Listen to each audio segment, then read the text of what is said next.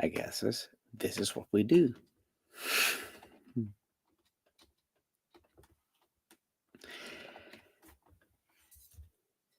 Can you hear me? Can you see me? Are you sure about it?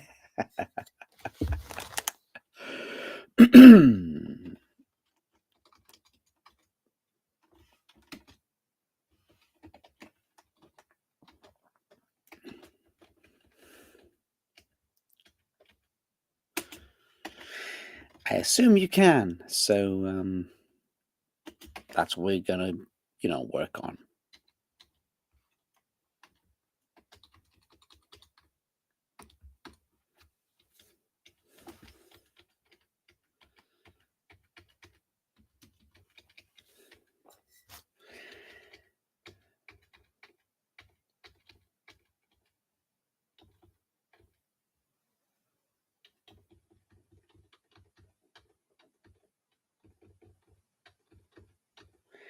Hey Ori, how you doing? And how's everyone else doing? I assume you can still hear me, so let's get this thing started.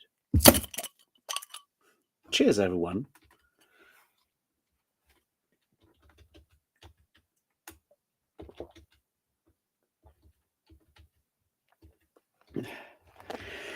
Yeah, I hope I can actually do this today. I spent the last couple hours at a birthday party of a friend, so I am not as sober as you might think I am. So things might get like more emotional than usual because normally I'm like a model of like restraint and everything. So we'll see how that goes. Also, since I'm still using Restream, I guess I have like about a minute of delay between what I say and what you hear, and I wish I could change that, but you know, StreamYard's not gonna get their money. Fuck those fuckers.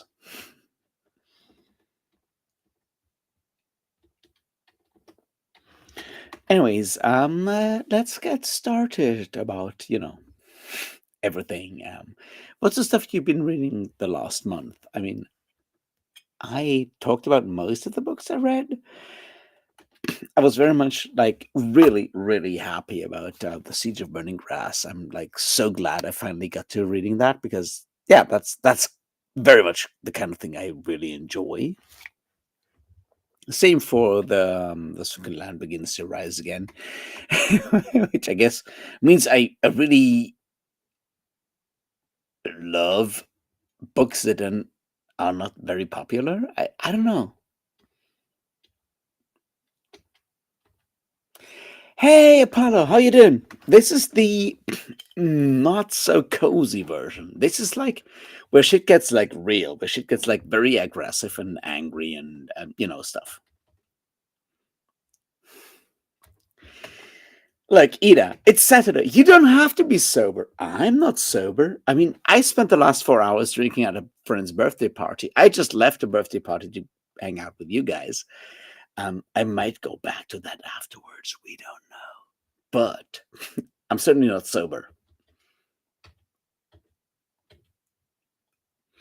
I also managed to actually record the intro to the Mormonism video for the first time where I'm like actually happy, except for the beer pop, but then, fuck that part.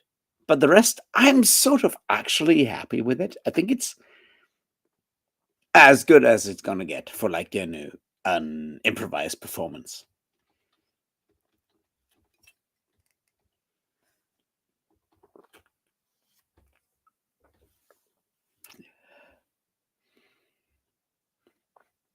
That is true, Ori. Like text adventures are very much like reading. That is true. How are you liking Siege so far? I really enjoyed it. It's so fucking good.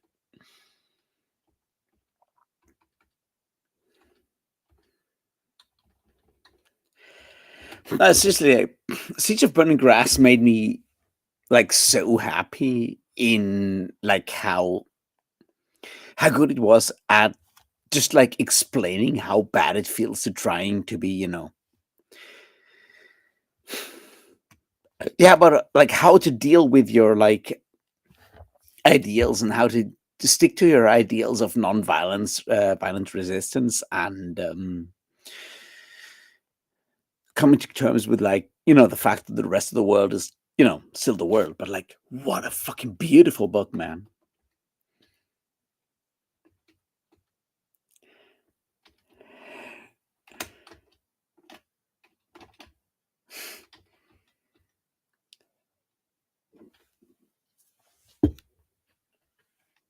Um, I don't know if my hair's getting more curly. I mean, I don't know. I'll leave that up to you, biggest man.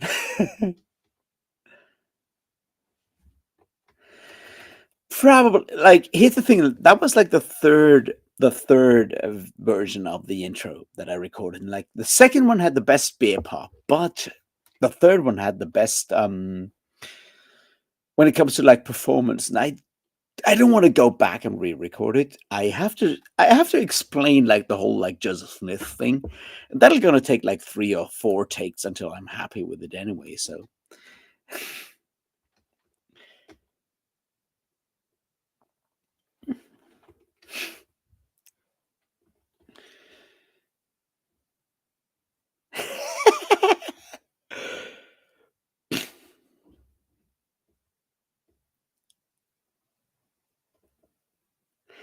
hey, also, you're right. Like here, it's like around 0, which is like freezing point in like every you know words, right? It's 0 degrees Celsius. I mean, it's close to that. It's pretty fucking cold. So I assume that out there in Tim Wolf's land, it's like even colder because you have that whole like the freezing winds of social Darwinism actually coming down on you, I guess. Hey, Jeroen, how you doing?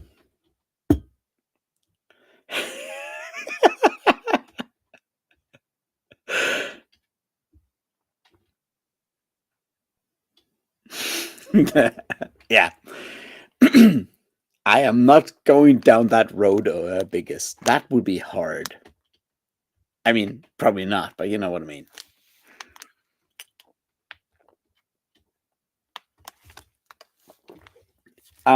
So yeah, I spent the last couple of days reading the Bible, which is wrong, I know, but I learned some interesting things. First of all, best thing is like the divine building codes. It's Deuteronomy 28 or 22:8. I'm bad at remembering stuff, but it's about you should build a parapet around the roof of your house in case someone falls down, and you don't want to keep you want to get the blood of someone dying by falling off your house on you and your house, and we don't want to have that. So divine building codes. Um, Something you don't want to tell the people that are about to disband OSHA and stuff. But yeah, um, some god was actually concerned about people falling off roofs. Anyway,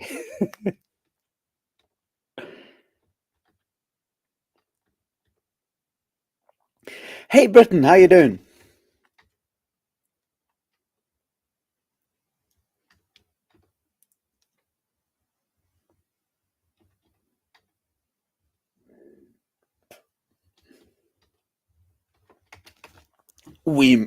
I don't know, like, that's up to you. I hear the lamentation of the Flame Princess, probably. I don't know. What can I say?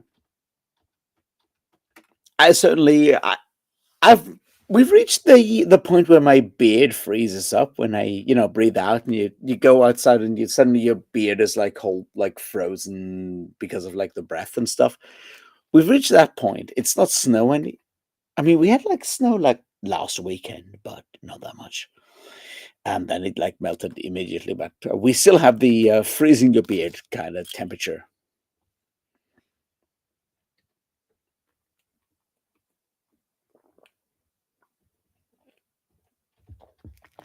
All right, so you survived Black Friday.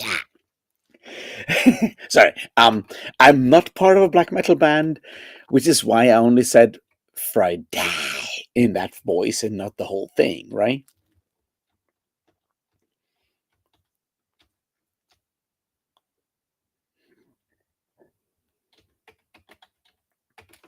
Did you get some cool shit though during Black Friday, Britain, and all the other, US people? I'd be interested in that. Otherwise,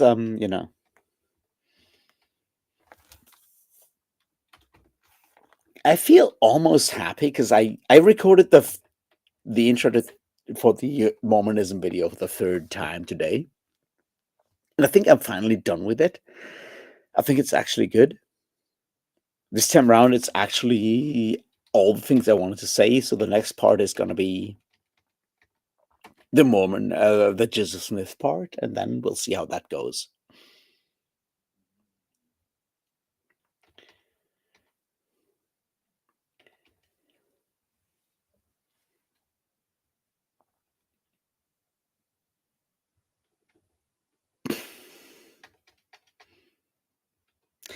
See, Jerome, that's why I have not read Sonata yet, because I feel like I'm not part of the in crowd. Also, I have better things to do at the moment. But yeah, I don't think it's going to be the kind of, future I'm going to, enjoy. And that's not because of the Catholic part. It's just because of the whole thing. Although maybe Rocchio is actually good at like actually understanding Catholic stuff, because I feel like a lot of like, how can I say this? I know the Catholic Church is much better as a target than most other churches, but like the actual evil shit happens more like out there in the evangelical fringes, I guess. And I'm not going to defend the Catholic Church. Don't get me wrong, right? Catholic Church is like organized pedophilia and shit. But if you people kind of focus too much on that and kind of let shit pass at the same time, I don't know. As I said, like I haven't read Sonita because I don't want to. I mean, I'm gonna read it at some point, but everyone claiming it's the best thing ever makes me somewhat suspicious.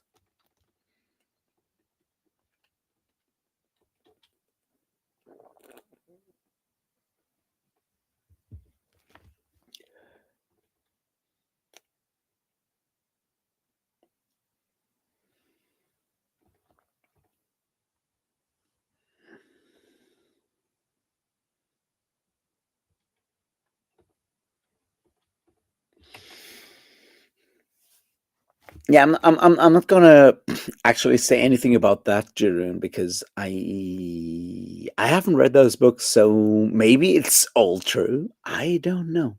Also, Britain, no, you don't have to give me anything. Don't get me wrong. So fine. Um, and yeah, giving audiobooks is super weird. It's one of those fascinating things. Like Amazon, right, is one of those fucked up companies that owns Audible and they own Goodreads and they're really good at like not actually integrating anything. You can have like a wish list on Audible. That's all for yourself, right? No one else can actually see that. You can't share your wish list on Audible. And it's also very much not in you can't integrate that with your wish list on Amazon to begin with. It's so ridiculous in how little that organization, that company actually cares about like the outlying parts of the thing. Just to be clear, I don't want to defend any of it. I'm just going like, well, a fucked up company is even worse at like caring about like the outlying parts of that fucked up company.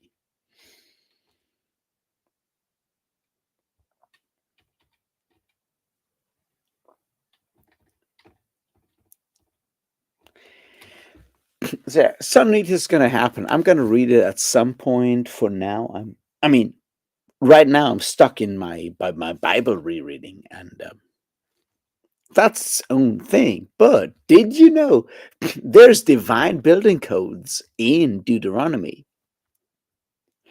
If not, that's like probably one of the best things that God ever said is like you should build a parapet around the roof of your house in case someone falls off. I'm like, yeah, that makes sense. That's pretty good. And you got to imagine like your like libertarian during Moses' time, like, no, I'm not gonna do that because I'm not gonna let God tell me to have like a parapet around my roof so people can fall off if it's their choice. And I don't know. Anyway, so yeah, Deuteronomy 2080 or 22:8. I'm kind of confused, but that's the one that tells you to have a parapet around the roof of your house. And now you know.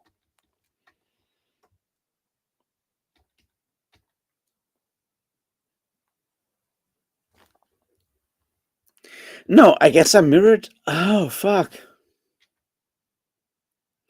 Let me find out if I can actually change that. Maybe there's a mirror thing going on. Also, no. For me, the monkey is still to the left.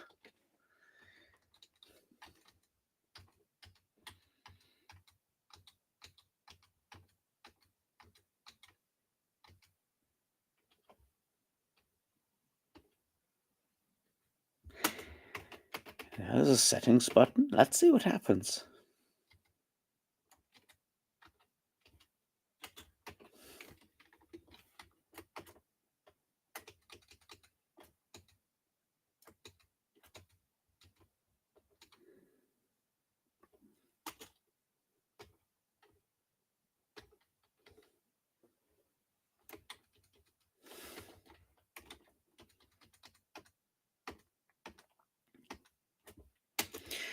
All right, let's see what happens now. There was a thing I checked or unchecked at this point.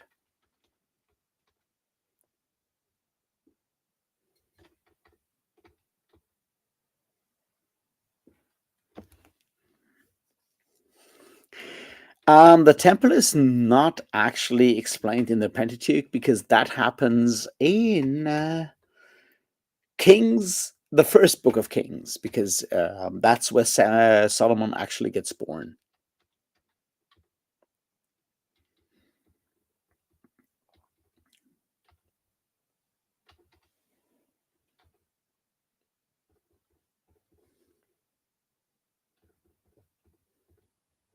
All right, am I mirrored now or not? Because like the thing is, the moose and monkey should be to the left of me. That's the point. Which means they're to the right of you. Gods, I'm bad at this. I hate geometry.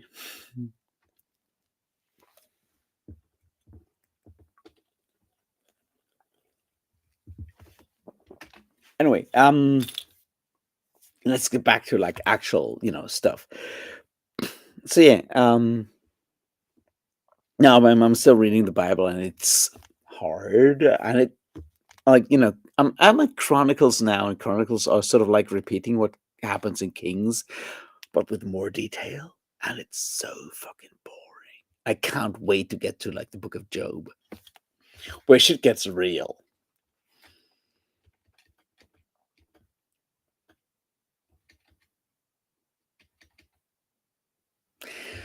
Okay. I'm good now. Perfect. Thank you. Interesting. Good to know. I don't know why they mirror the thing. It was like the standard thing. It was like, why would you? Anyway, um, so yeah, let's go back to talk about stuff that is not the Bible because you don't want my takes on like the Old Testament, do you? Because they're not that good.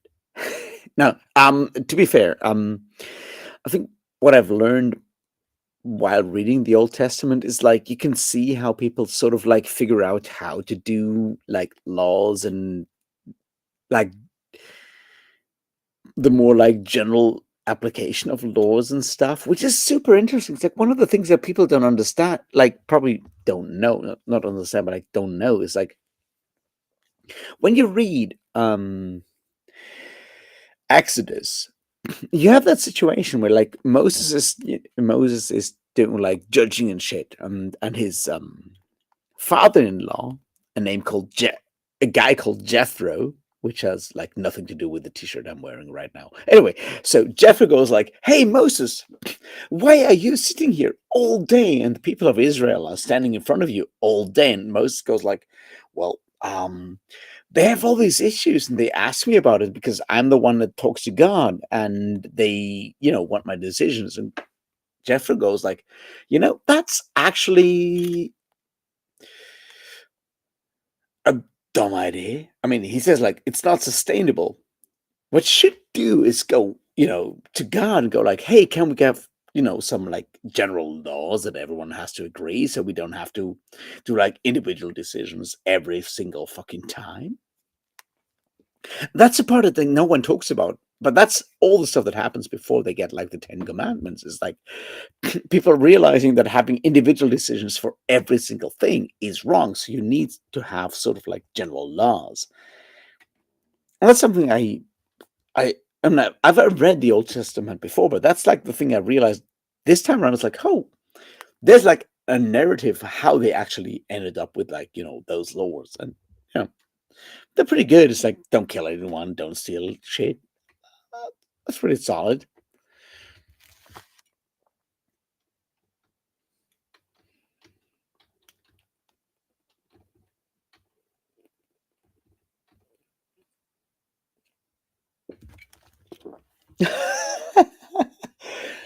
I don't know about the hair, man. I took a shower this morning. That's it. I don't do anything about my hair. I'm bad about that, Ida.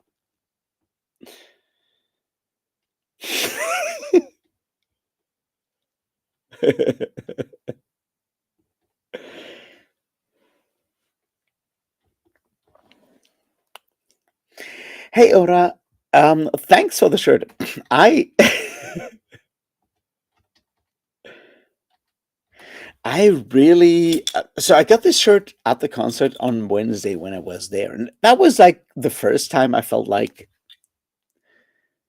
the youngest person at like concert for the longest time. But like Jethro Tull is obviously a brilliant band, but like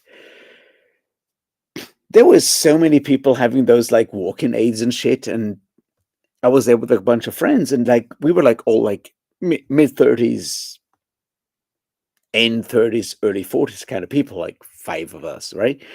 And we were the youngest people around, and that was crazy. Also, I'm so pissed off because the shirt I actually wanted was like a red shirt, but they only had that in like a double XL, and yeah, I'm too small for that. In every single dimension, I'm too small for double XL.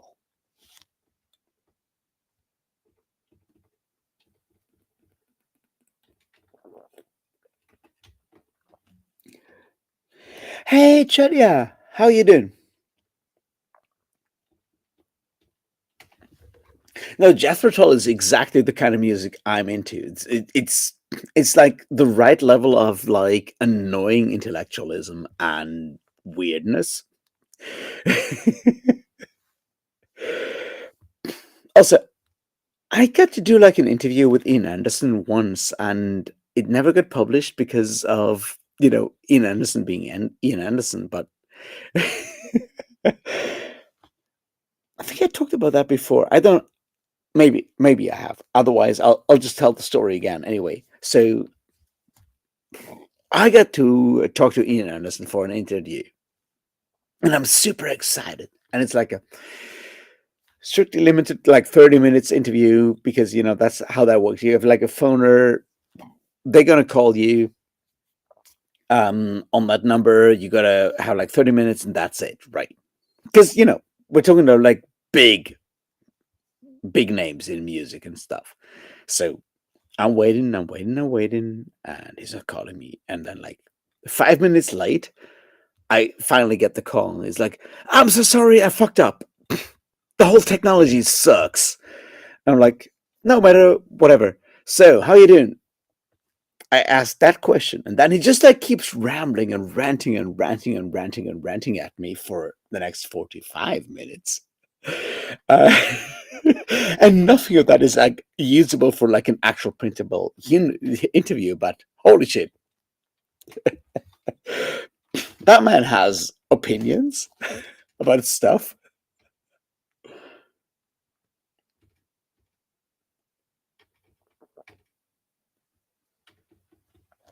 So yeah, the best part was like him like when I go on tour, I'm taking the train because I pay my taxes and taxes pay for trains. I pay my taxes. I'm not a hypocrite like fucking Bono from U2. And I'm like, can I quote you on this? Can I quote you on calling Bono from U2 calling him a fucking hypocrite? And it's like, maybe not. And I'm like, okay, we're good.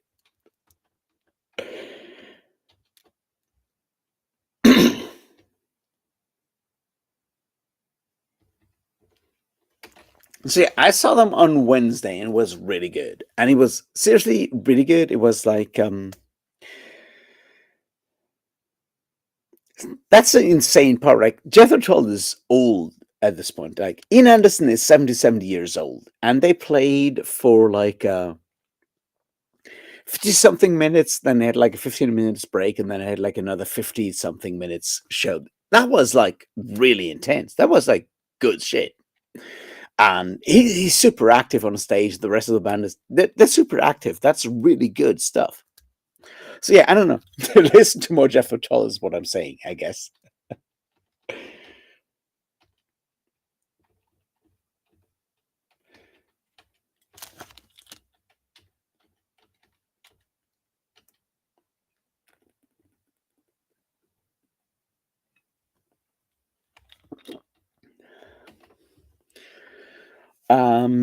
Beyond that,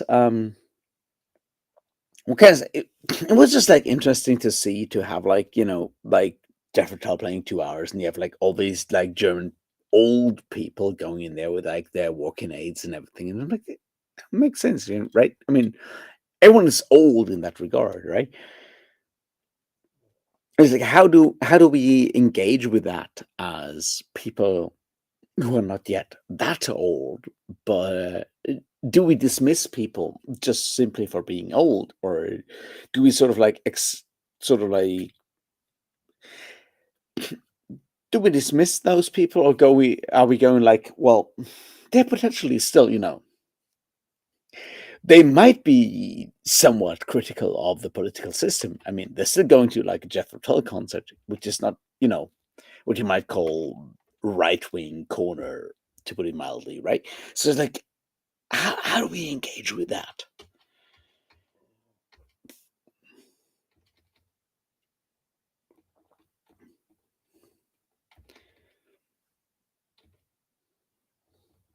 I'm certainly old. I know about the millennial part. But yeah, I don't know. It was interesting, and the fan. The weird thing though is like seeing Jethro Tull at this theater in Bremen in Germany was very different from seeing Jethro Tull the last time, which was like in 2019 at the Herodion in Athens, which is like a Roman amphitheater on the side of the Acropolis. And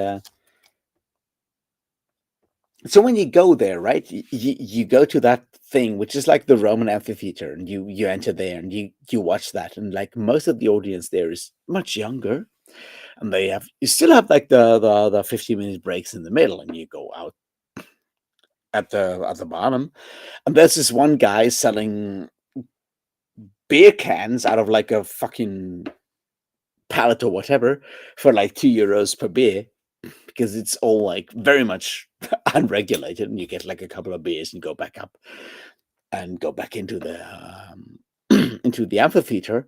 And it's so different from like the thing in Bremen, which is like where you have the theater and you can pre-book like a table for the break, and they'll get you your beers or wine or whatever ready for the break when the break is. And I'm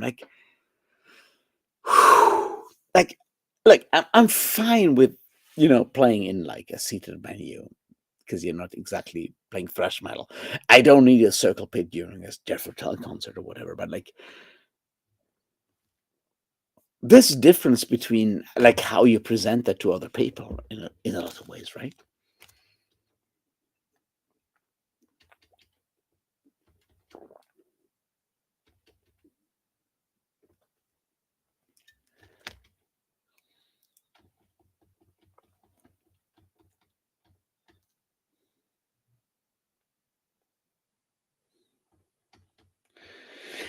Sadly, no, Ori.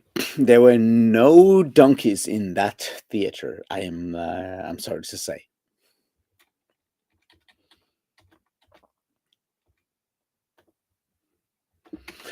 That's the thing. Is like that's like the weird part. Like Jeff and Tull are old. Like Ian Anderson is 77 years old at this point, but he was like fucking active, right? I mean, obviously he can't play flute while having two legs on the ground, but like he's like running around and shit. Like he's incredibly active. But I don't know. It's just like how like rock and roll changed and stuff. I don't know. I don't know what to say about that because like the kind of concerts I've organized and I'm still organizing and stuff, and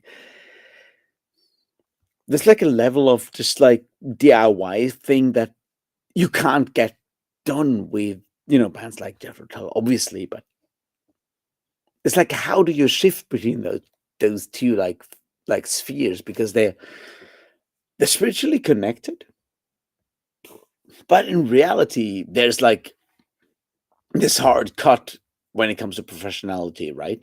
And I'm like, I don't know what to do.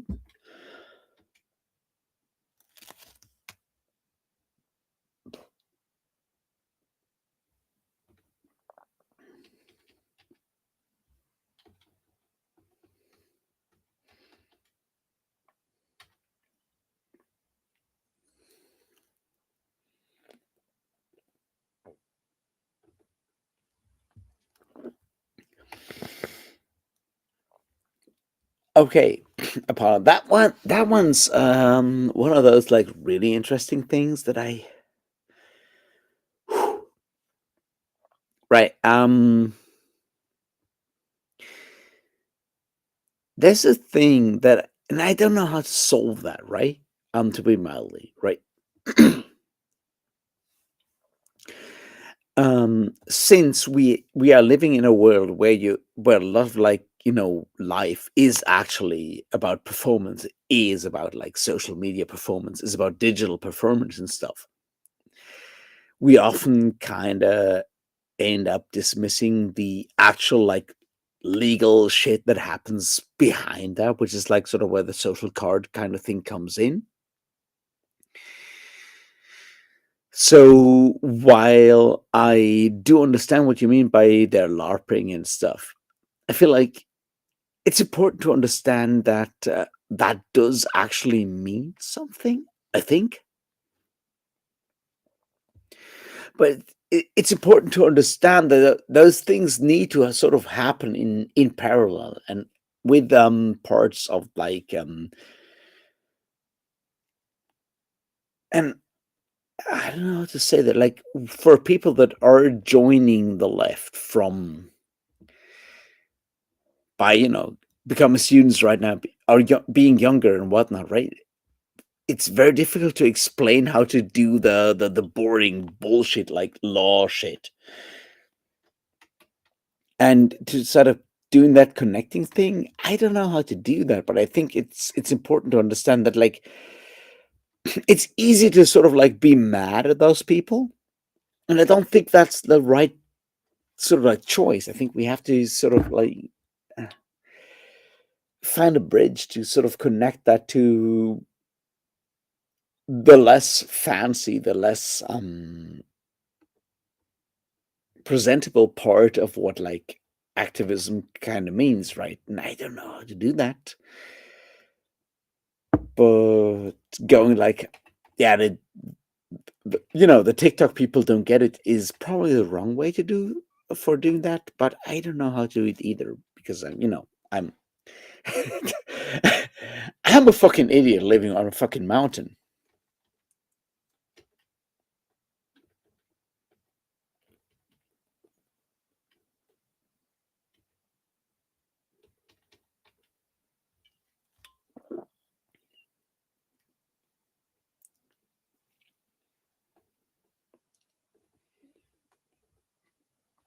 But I agree, like when it comes to like, don't get me wrong, I like LARPing. I've done some LARPing in my life. Um, I feel like people haven't actually understood what it like it means to be a leftist if they haven't actually, gone out and actually done some shit like, protesting, throwing rocks, throwing, burning things, running away from the police. And I'm not saying you should do that because it kind of sucks. But on the other hand, if you're pretending to be like a fucking revolutionary, you might want to, try that.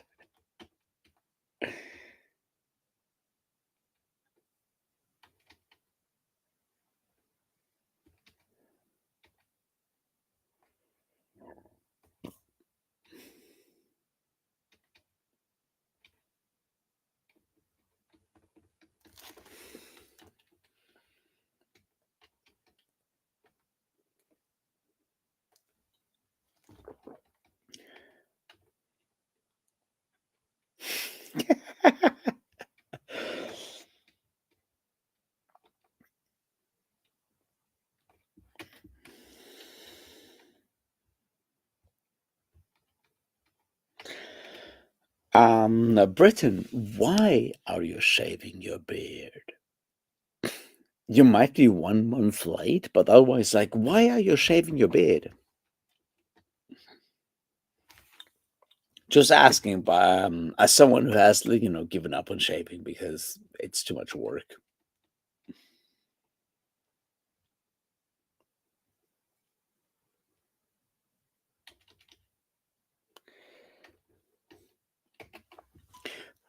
Yeah, all right. That's kind of the problem, right? It's like it's why I don't want to like ever, accuse anyone of not being active or whatever.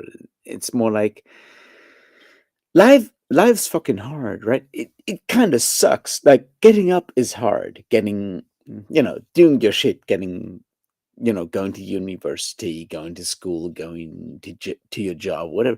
That shit's fucking hard. It's already a lot of struggle. And it's like obviously, part of that is of course that you know, that's how they keep you down. But on the other hand, that doesn't mean that, you know, disrespecting anyone for not for just like staying alive is already, bad. There's like Ori Lord commentary on quote on like how self-care is actually an act of of resistance, and there's something true to that, right? It's like actually looking after yourself and making sure that you as a person are actually all right and are good and are able to then go and do shit. That's an act of resistance. And I think that's important to understand that and to know that.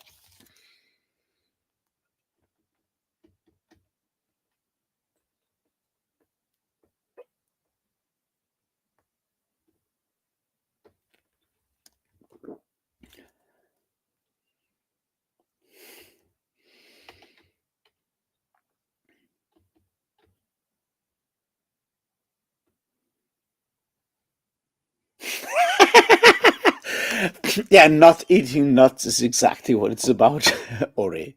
Um,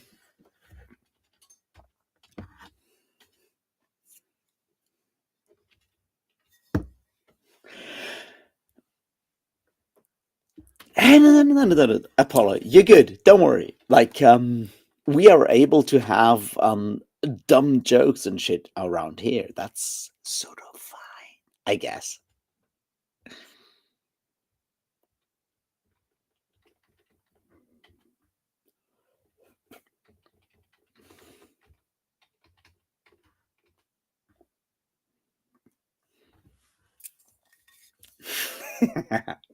Anyway, let's keep going. Anyway, um, how can I say this?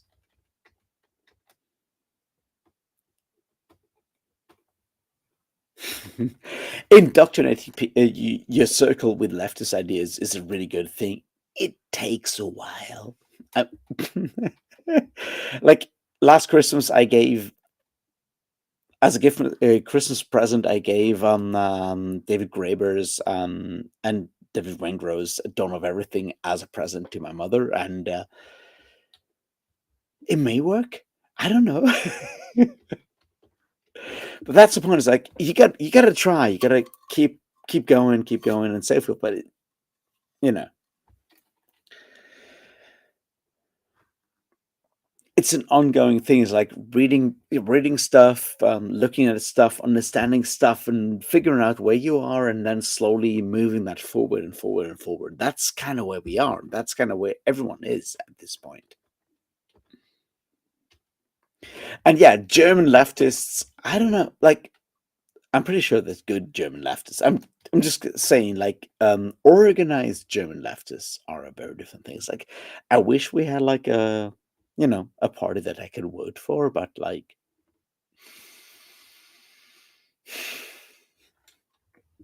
yeah, not going there.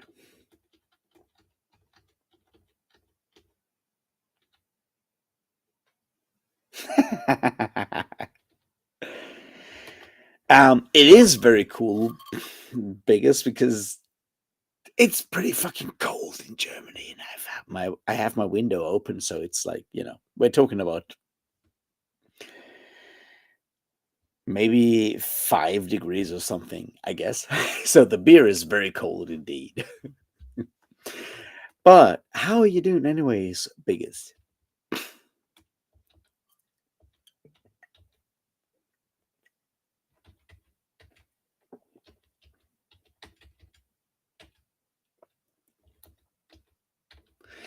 Beyond that, shall we talk about larger things like the Cormac McCarthy thing or the Goodreads awards that apparently people are concerned about? Otherwise, I'm totally happy to just like tell you about like how capitalism sucks and shit, right? Don't get me wrong, I get opinions,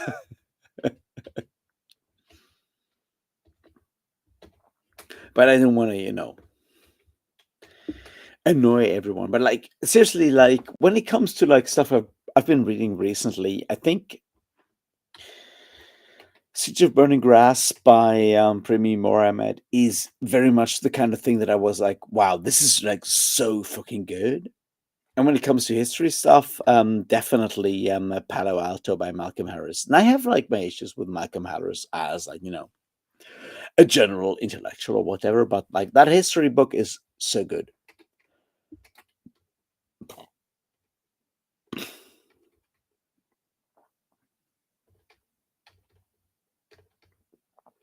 So what you're saying, like busy as a squirrel means like you're trying to find your nuts and you're bad about it, right?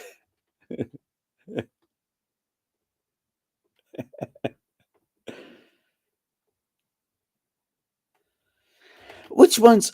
I've only read some of the John Carter of Mars novels, and they're bad.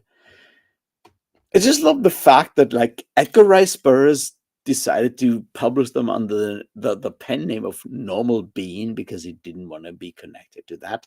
Because if he thought of like having science fiction novels set on Mars is way too weird to actually have like a writing career.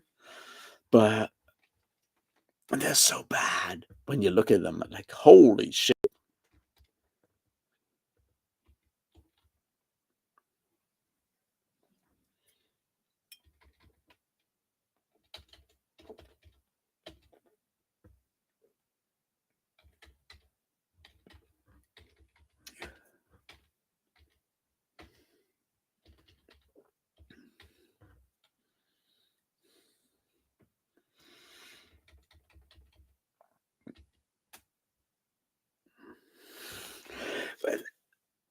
Yeah, yeah, some reason about this Confederate officer doing bring Confederate values to Mars, and it's like, why has it lasted? Are we going to ask questions about that, or are we not? I don't know. Anyway, um, Howard and Lieber are much better. Clark Ashton Smith is like also very good about that. I'm not going to tell you which books to read and which stories to read because all of them are, somewhat troubling. I would say when it comes to the best Lovecraftian story, The Black Monolith by Robert E. Howard is actually really good. But that's like a personal favorite, and there's a lot of really issues with that one that I don't want to actually delve into.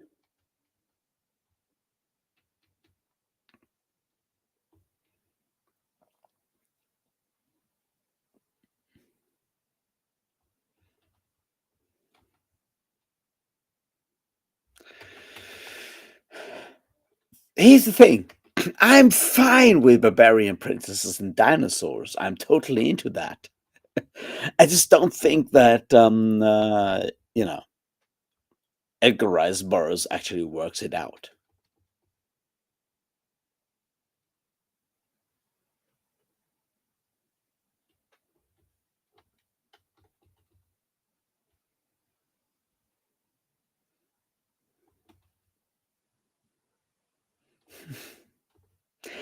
All right, Elon's book recommendations are read all the fucking culture novels because Elon does not understand the books he likes. So yeah, go read some more fucking Ian M. Banks. That's what Elon says, right? I mean, he's named fucking space probes and subs and shit like after spacecrafts in the culture. So yeah, that's what you get.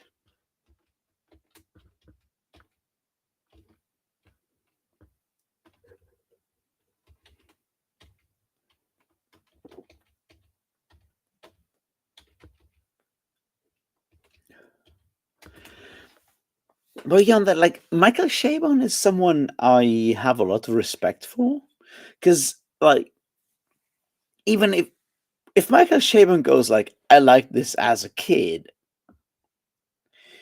there's still something to learn from that because like you know there's a lot of stuff I liked as a kid where I'm like, that's bad, but it kind of formed me as an adult. But also, there's stuff to learn from that, like which is like why I put up all the call my stuff for the solstice reading bullshit thing, right? I read like 15, 20 books of that stuff, right? And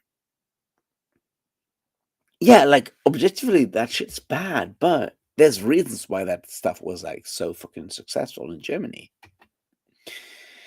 And I feel like Michael Chabon liking Edgar Rice Burroughs goes down sort of like in a similar sort of like direction. I'm not going to compare it, you know what I mean? But it's about like understanding what kind of pushes your buttons as a kid, going like, yeah, that shit's cool, and then you realize that it's only cool because you leave out like all the important stuff.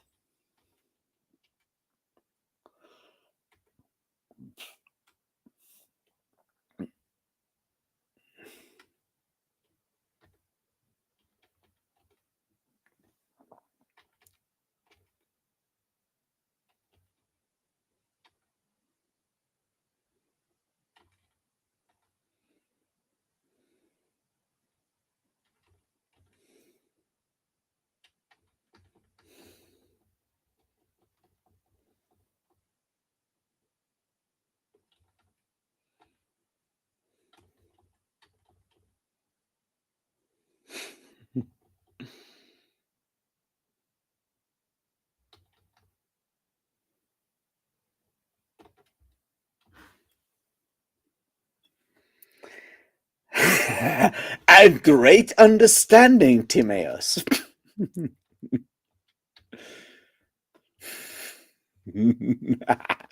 No,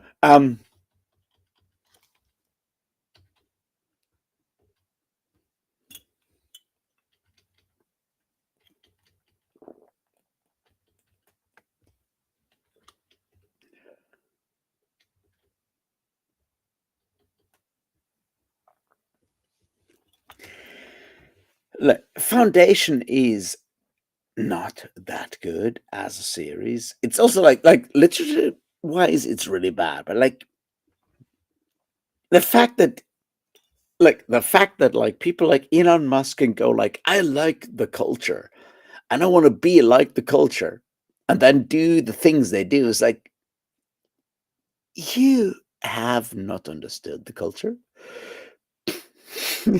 Let me tell you about this novel concept, which is called socialism. And he doesn't understand it because, like, which is, and at this point, just for like 1 second, I'm not defending socialism. I'm just going to say, like, you can't go and read the culture and go, like, I love all of this, but I want to do, Elon Musk it. That's that's not how that works. It's like it's like about reading fucking Faust and going like, you know what? I think I'm gonna disband all of that fucking bullshit and go like to hell and ignore the rest. It's like it's so wrong.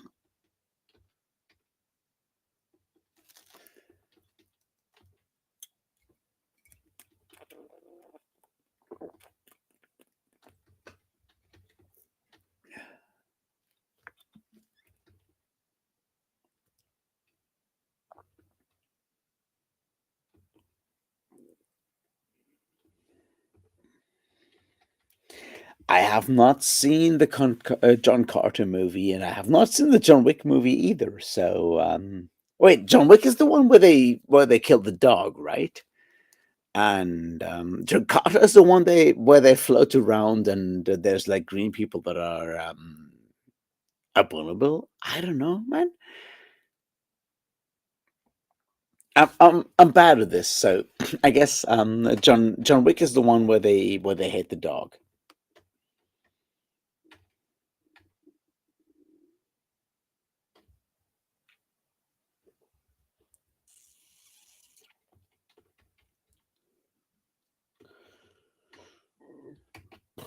I have not read that one, Aura.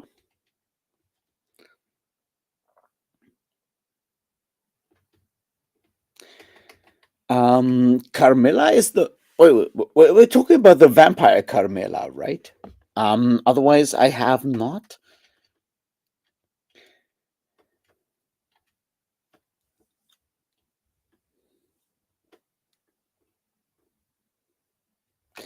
When it comes to like historical fiction, I don't know. Like, I feel like the one that I shouldn't um talk about is the Flashman stuff by George McDonald Fraser, which is like the most sexist motherfucking thing out there. But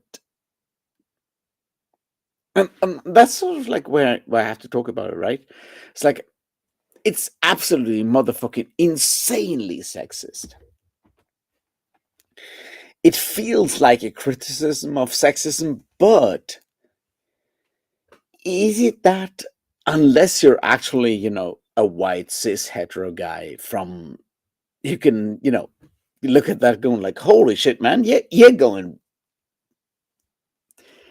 off the rails.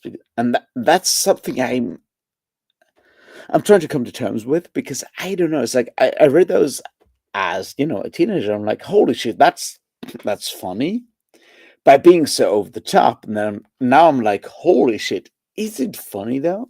The answer is no. But also, is it like criticism that actually works? Unless you're, that specific group, because like everyone else already knows it, you know, it's kind of fucked up. And I don't know what to do about that. Like, I mean, when you're reading those books, they're just like incredibly well written, and there is so much fun. But then you're like, holy shit! It's all about like being mean people being mean about people.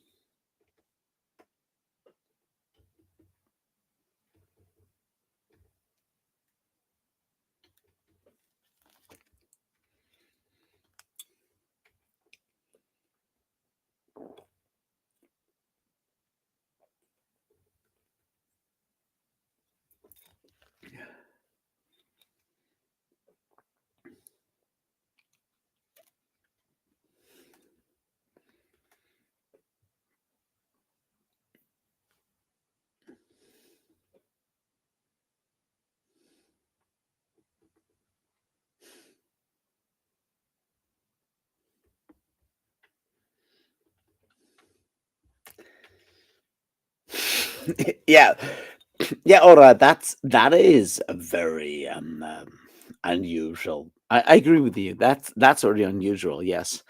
Um. Yeah.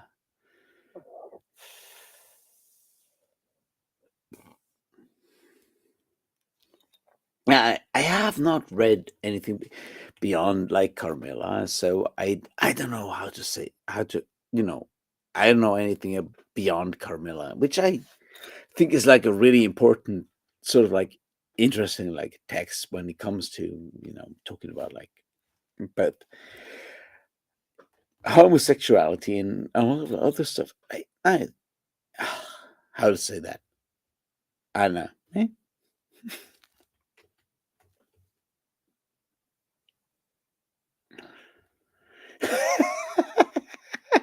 Wait, yeah, you're right. Their life jagged.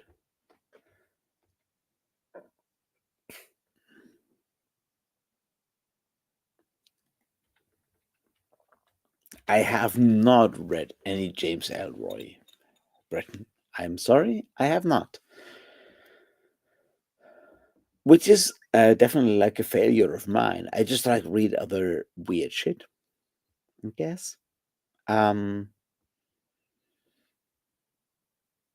I should probably read some James Elroy, but it's all about like there's so much stuff, and then I get distracted, and then I go like and read the entirety of the Old Testament because I don't want to actually make the fucking videos about Mormonism and stuff, and it takes forever.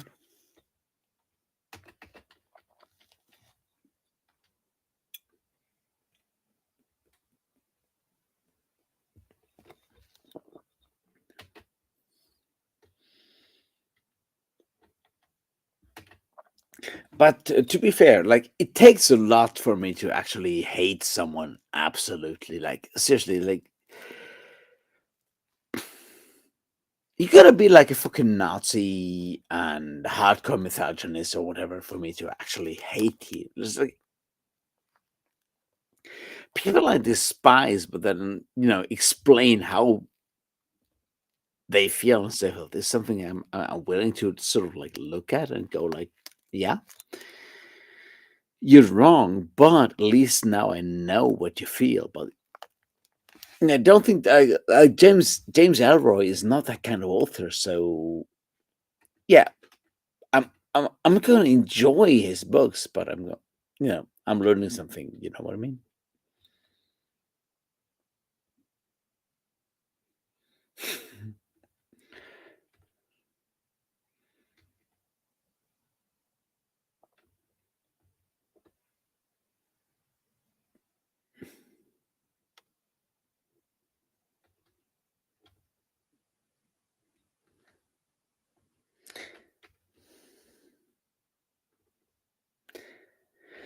Well, Ora, I have recorded the third version of the intro for the Mormonism video, and I think the third one is like the one that I'm actually happy with. So we're going there. We're getting there.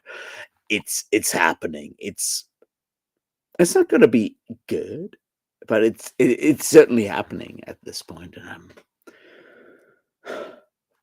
I spent so much time reading that shit, and Here things that I was trying to actually trying to do right, and it's so hard to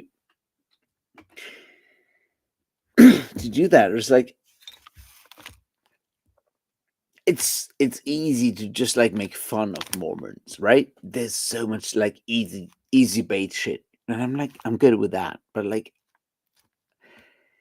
if I want to talk about like how Mormonism as a faith, as a culture, and so forth impacts writers like Brandon Sanderson and Orson Scott Card and so forth, I have you got to take this shit seriously, right? See, and that's something I've been trying to sort of figure out how to talk about like how on the one hand a lot of that stuff is wrong and bullshit and so forth, but at the other hand, you have people going like, yeah, this is what I believe, and I'm like, how do you square that thing? And that's sort of what I'm trying to do, and it's not easy, and I'm gonna fail. Just, I mean, I'm gonna fail, no worries, but I'm trying to fail like gloriously, I guess.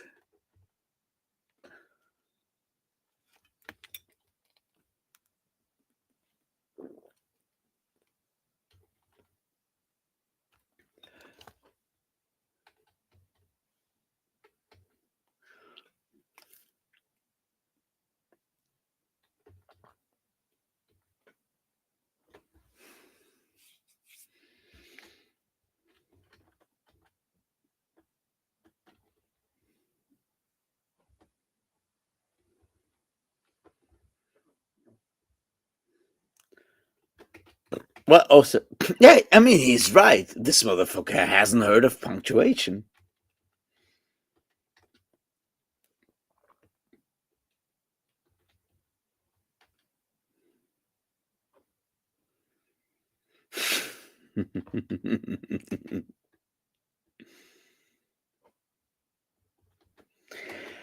I'm not going down that road, biggest. I mean, seriously, like the official Trump version.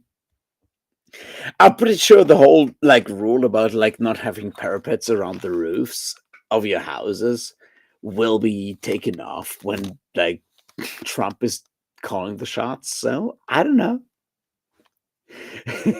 Trump fucking up Deuteronomy. That's hardcore, man. I don't know.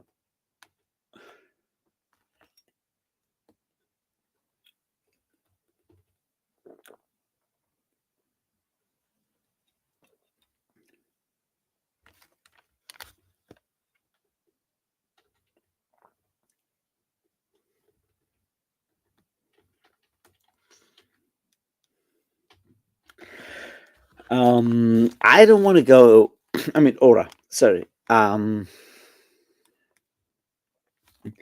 don't know which cults you're talking about because this stuff, gets very personal, and since I'm too close, like geographically, that's something I don't want to talk about. Like, no, oh, I'll be very happy to talk about that in private messages or whatever, but it's not something I can discuss in like a live stream or whatever. But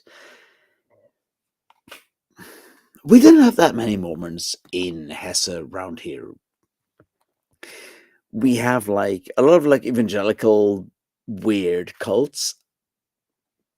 We have some the stuff I've encountered is certainly some Jehovah's Witnesses, which is hard.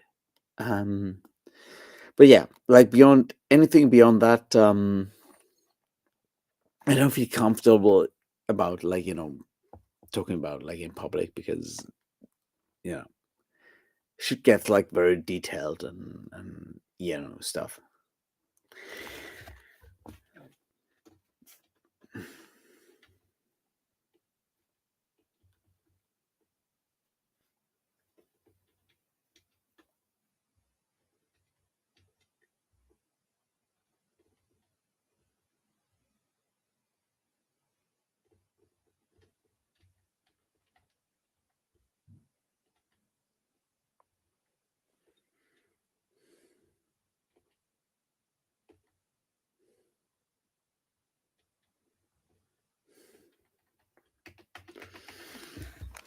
Like I wouldn't know, but that's like the thing, right?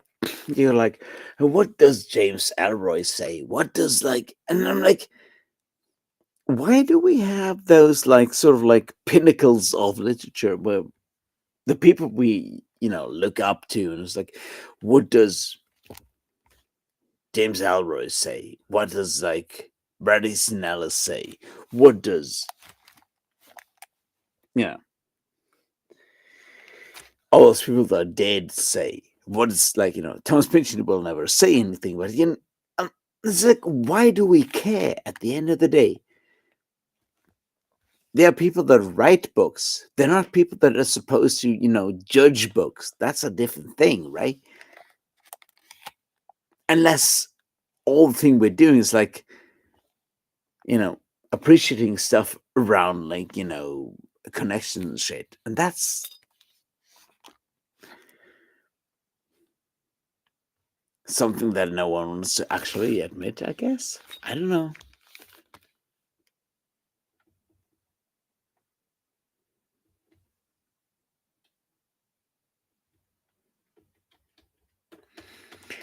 Britain, I have not. I want to read some Delilo. I have not yet because, I get sidetracked by stuff. I'm obviously not, a paragon of literature. I read dumb shit most of the time. I have not read any Don DeLillo yet.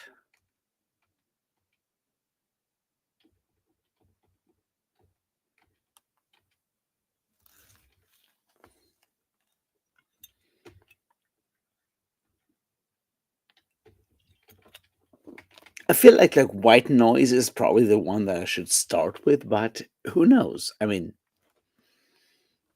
it's going to happen, but I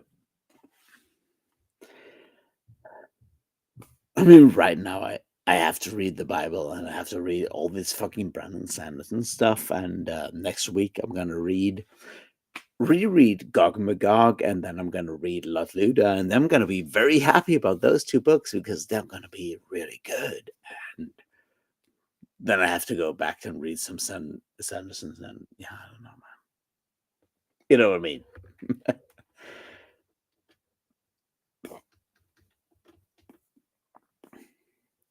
Hey Colton, how you doing, man?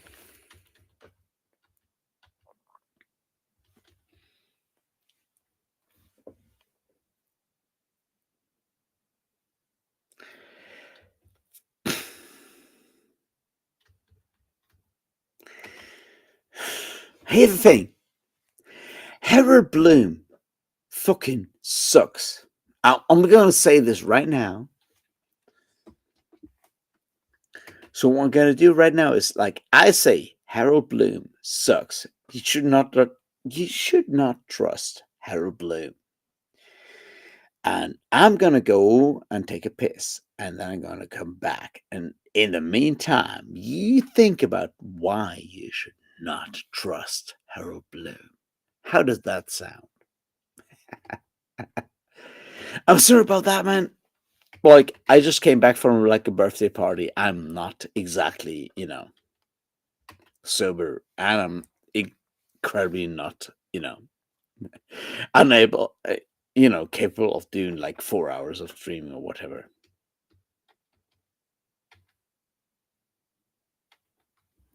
All right, so here's the goal. You think about like why you should, read those books, and I'll take a piss, and I'll be back in like 2 minutes.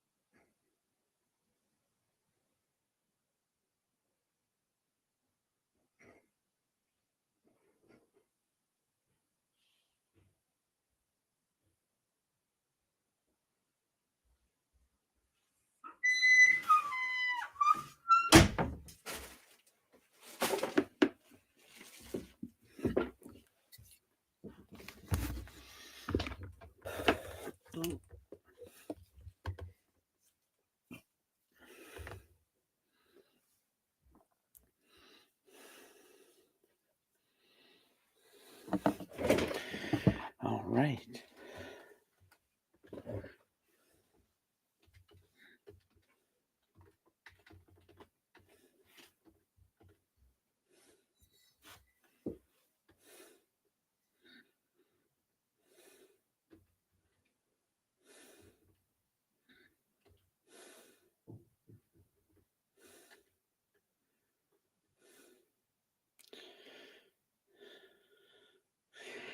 Colton, that sounds really good. Like both the Armageddon rack and Lord of Light.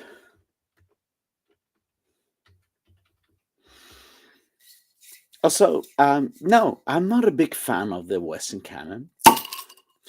I think it's especially when it comes to like Harold Bloom and like don't let anyone ever tell you what kind of books to read to, be part of whatever. There's so many layers of like arrogance like kind of tied into like the Harold Bloom does it.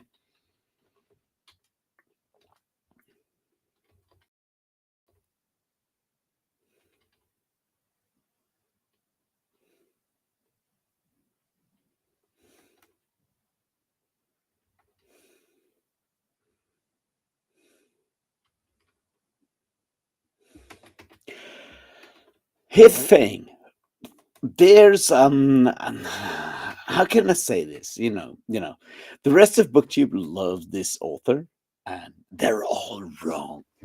Anyway, so the entire agreement of like why Hyperion by Dan Simmons is so good is that Dan Simmons is constantly jerking off fucking Harold Bloom's idea of the Western canon. And no, both of these are bad. And then you go and move beyond that, and you have like, and that's not Harold Bloom. That's just like Dan Simmons going like the Christian Zionist bullshit that he does these days. But like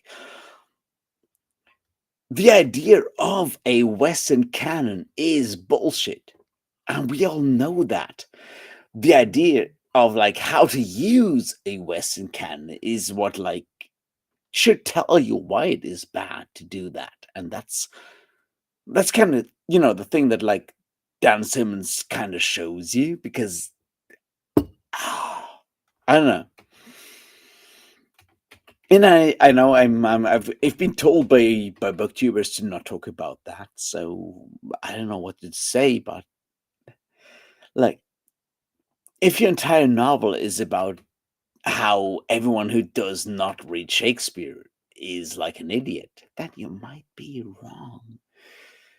And if your entire personality is about like getting actually banned from Facebook because you're making Islamophobic comments, then maybe the rest of your shit is also wrong. I don't know, but I wouldn't know. It's I'm not saying anything because otherwise I will not be allowed to be back on like the Sunday pub of some persons, but that's what we're doing here.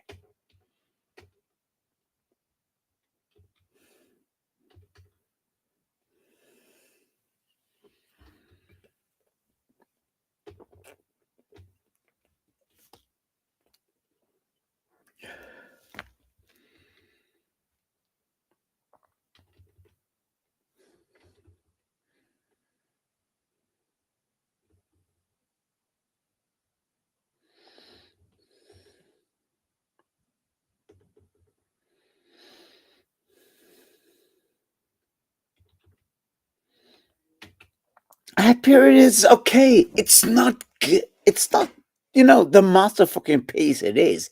It's like someone going like, "Oh, I've read my Shakespeare. I actually know what the fucking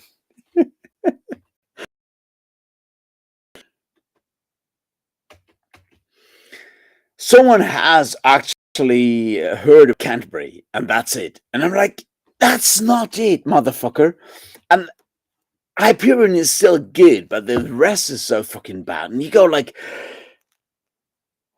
Endymion, and then you move from there to fucking Ilium and Olympus, and at that point, No, there's no fucking excuses. There's no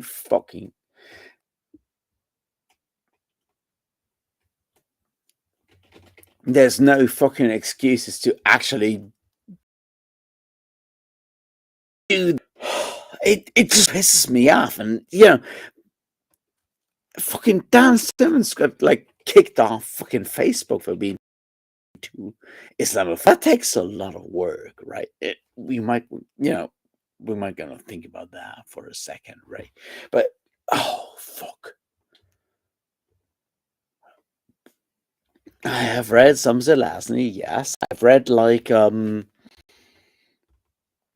all 10 Amber books. I think that's all the Zelazny I've read, but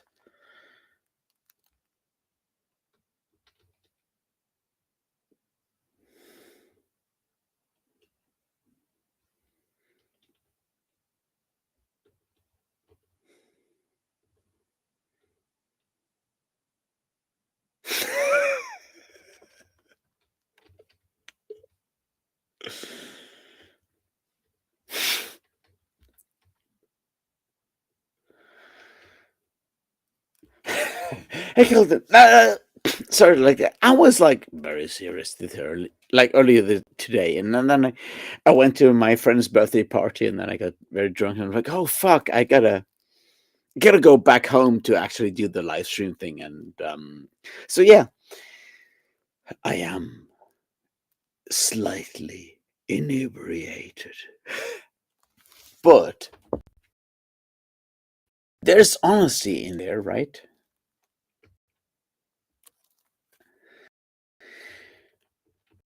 No, but like seriously, the thing to put it mildly, like, and I'm gonna explain this once again. That right, the thing about Hyperion that actually fucking pisses me off so much is that everyone goes like, "This is so good of a book." It's not. It's not that smart. It's super fucking superficial, and that's the pain, right? Yeah, he does some quotes and he does some, references. It's not that deep. Seriously, anyone who's ever fucking read some fucking books that were older than like 50 years gets all the fucking references, but we can't talk about that because in science fiction, what we need is new stuff. And what we also need is the one book that actually references all the really old stuff. And then we can talk about how it's so deep, which sucks because it's so fucking wrong. Now, seriously, it pisses me off so much that people go like, seriously, Dan Simmons has not read anything beyond that one fucking translation. And that's it. I'm like, he doesn't know fucking shit. And it's so fucking pissed. I don't know. How can I say that? Everyone goes like, "Oh, but he's so smart. He does all these things." Like, no, he doesn't. He's stupid. He's a incredibly angry man who wants to listen to like fucking talk radio, and that's it. Now, I'm like months to explain why all of that shit kind of ties into where he ends up. And then people go back and go like, "Yeah, I don't know. Why do you hate fucking Dan Simmons?" And I'm like, the other stuff. And it pisses me off so much because people go at the end of the day like, "Oh, you just like hate the guy." I was like, no. I've made my argument. The I can't help you just going to listen to fucking library letter. That's not my job.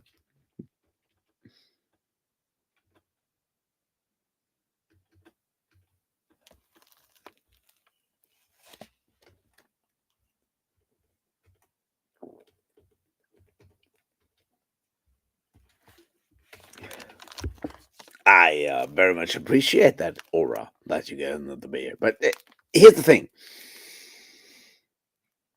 And I usually don't talk about like other YouTube people, but like, or the library letter did that thing about like when they talked about all the Dan Simmons books, and they were like, no, Flashback is a psychological thriller. No, no, it's not.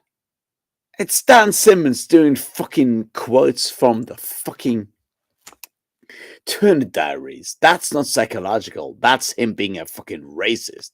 You might wanna, check your shit, motherfucker. But because you have a very deep voice and you have a very good audio production, you actually get away with that. So, who am I to say anything about that? Because I'm a motherfucking asshole! And I'm actually have opinions and shit, motherfucker. Anyway,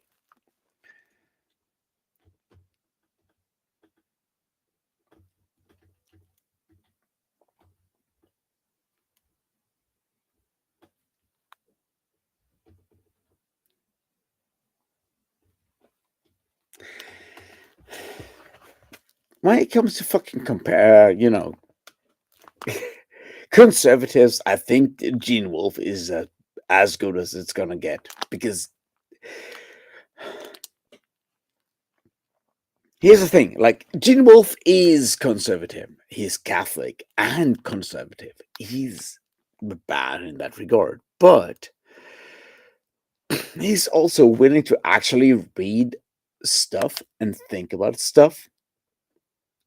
And anyone beyond that, and that's sort of like where the Dan Simmons things comes in. It's like, no, they're not white. We're not going to think about those kind of people, right?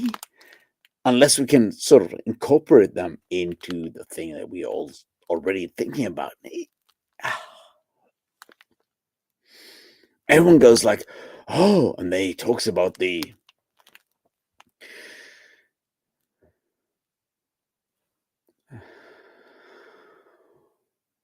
how can I say that? Right? The one Jewish part, right? The bring your daughter, your only daughter, who you love, and it's like the Isaac thing, right? And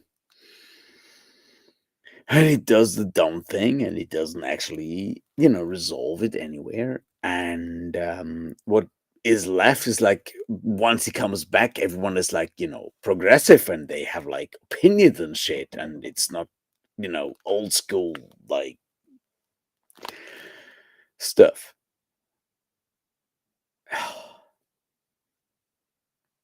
How can I say that? Like, look, fucking Dan Simmons deserves to be fucking put down up to the wall and be, fuck those fuckers. And people go and like, oh, he's smart, he's intelligent, he uses words, he's actually read fucking. No, he hasn't.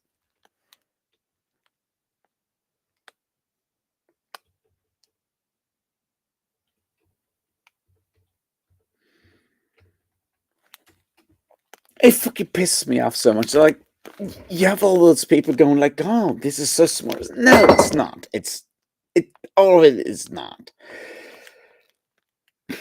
Also, why do you care? Like the smartest person in the world could come up with the best fucking science fiction bucket in the world, and then so what? It's not gonna change your choices when you actually have to make choices. I mean, at the end of the day, it's so fucking frustrating. I mean, okay,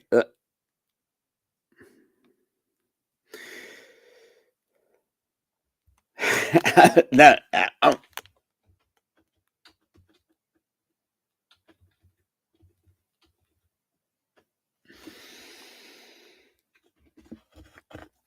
gotta go back to that whole like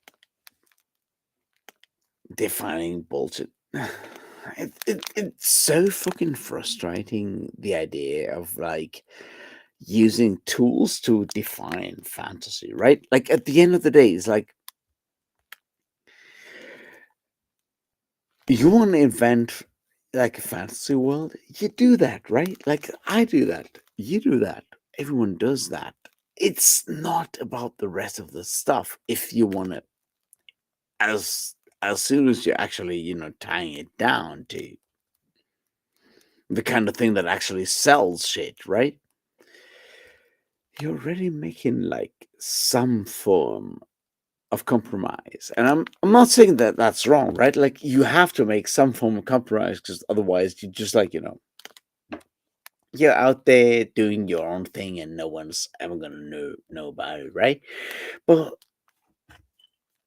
you gotta figure out how to actually make that count at some point.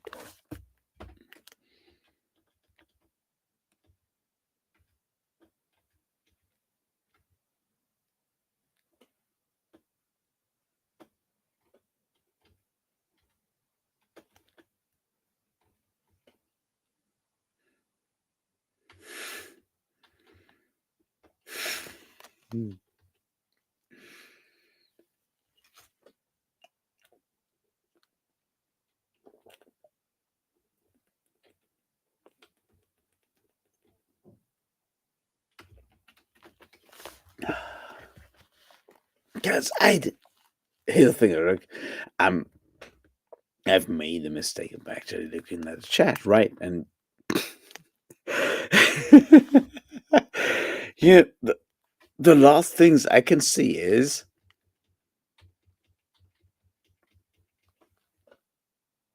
he uses words. I love like fucking emojis.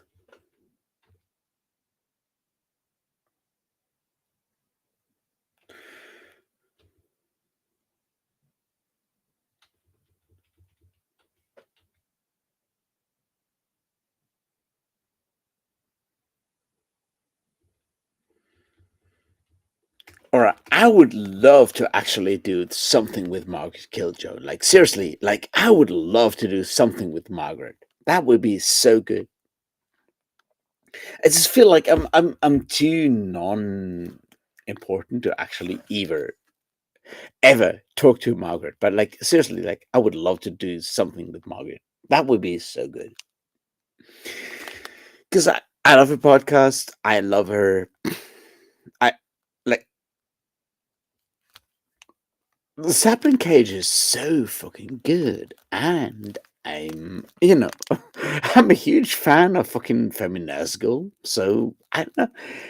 I just don't feel like I'm not confident enough to actually contact her to actually go like, "Hey, you want to talk to?" Mm, You know, I don't know. I'm bad about this shit, right?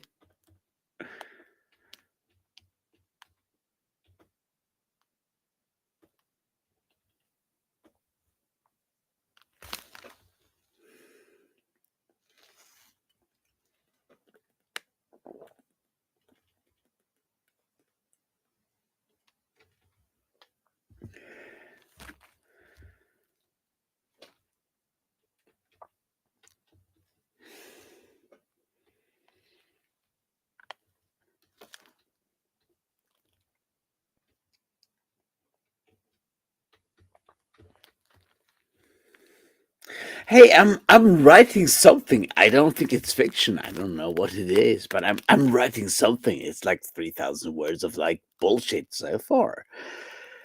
We'll see. Once it's done, yeah, it might be historical fiction full of like, deluges and like stuff. Anyway,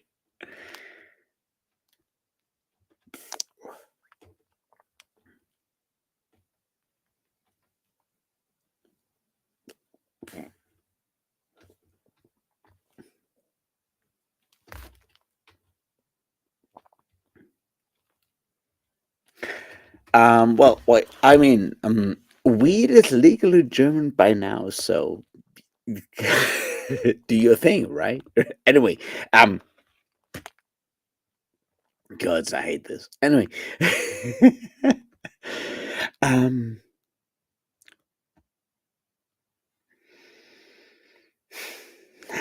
um, I'm trying to do my best to, not just like be angry all the time, which is, what I'm, you know, don't ask me about German politics because, like, German politics are fucked and they're really bad. And I wish we had like an actual leftist party that we can actually vote for, but we don't. So instead, we all we have is like fucking assholes doing their own thing and maybe doing, trying to sort of figure out stuff that they got angry about like 20 years ago. And I'm like, that's like, I get it. You're pissed off, but man, we we might want to, save the fucking planet at some point. Guess we can't.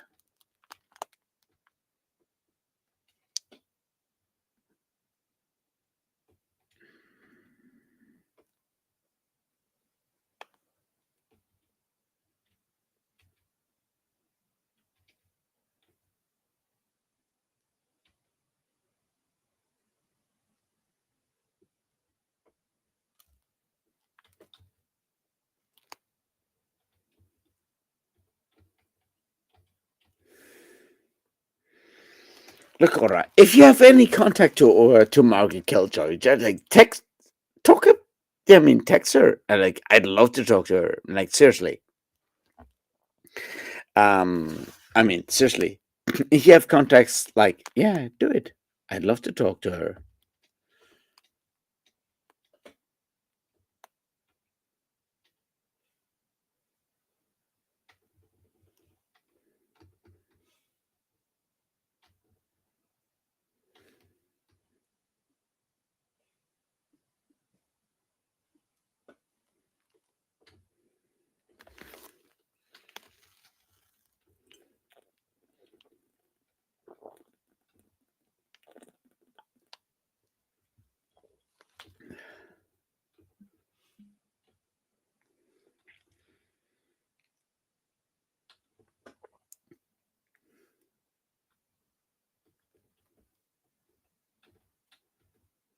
Wait, you have a movie podcast, Britt?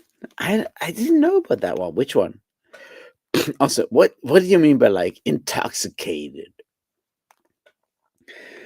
You want me to talk about getting intoxicated, motherfucker? Nah. Anyway, no.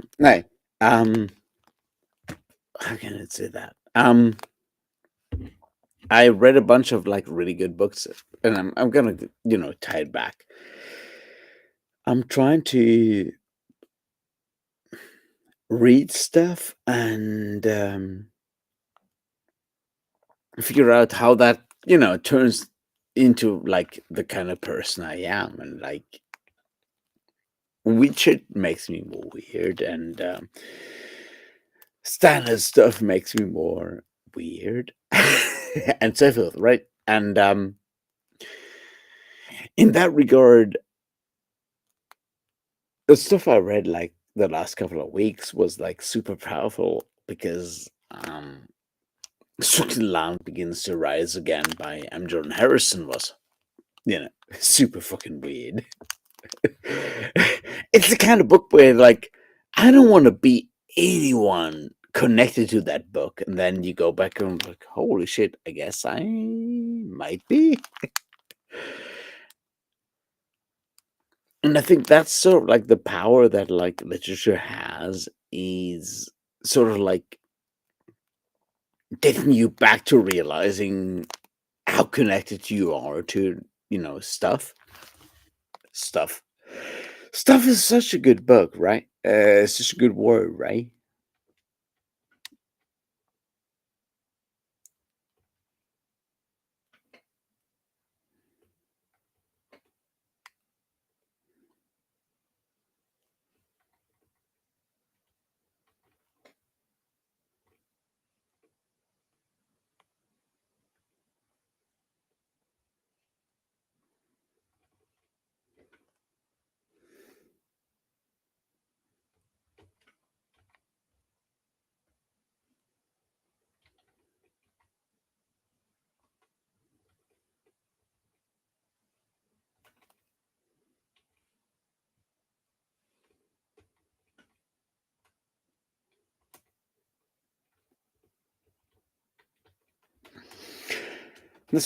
I would love to hang out with Margaret Killjoy. As I said, like, no, seriously, but I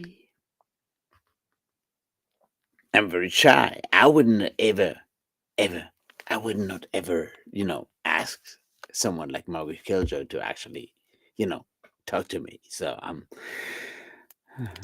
scared. Anyway, I would love to though. Anyway,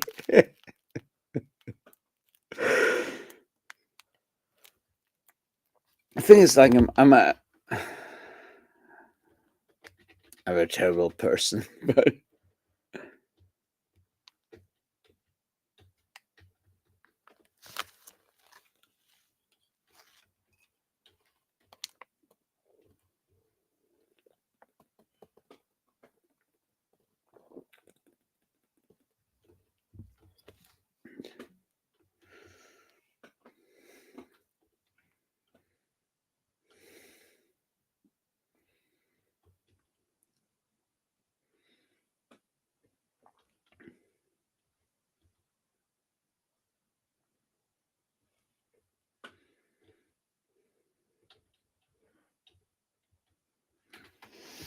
that's the point. Is like you have people like Margaret doing like the really cool like stuff like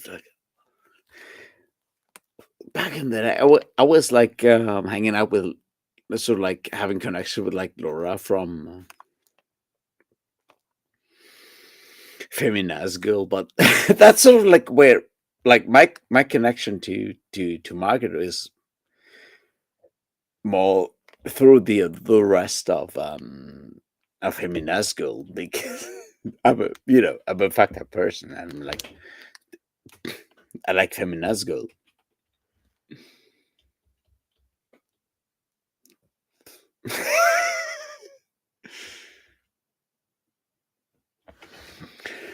He thinks like I'd love to talk to anyone. Seriously, I'd love to talk to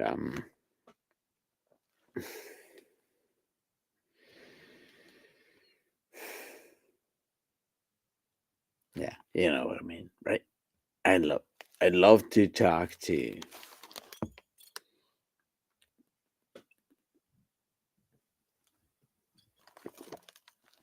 I'd love to talk to Margaret. Now it would be so fucking cool, but on the other hand, I'm like, I mean, I'm a random fucking drunk dude in Marburg, and that's it. And I'm like, she's got waste. She's got like so much better things to do, right? At the end of the day, and I'm like, you could if I get like 5 people to actually go and read the sapling cage, I've done my thing, right? We're good, and it's such a fucking good book. I fucking loved it, man. And I'm like, yeah, we're good. I can make my friends read it, and I can make some other people read it, and we're good.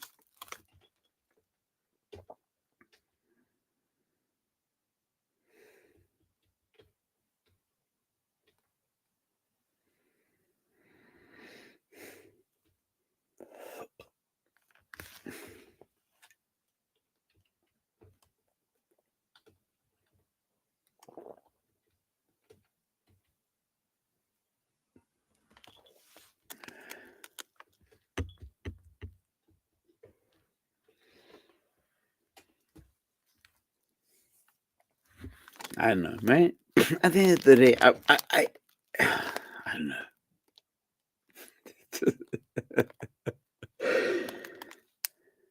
Like, at the end of the day, all I want to do is just like hang out with people and have, talk about books and beers and heavy metal and stuff. It's so hard because as soon as soon as you're doing that, you're also like buying all the other stuff around that, and you're just like, suddenly helping people and stuff. And yeah, it's also what I want to do. I want to help all my trans friends to, you know, be cool and shit, right?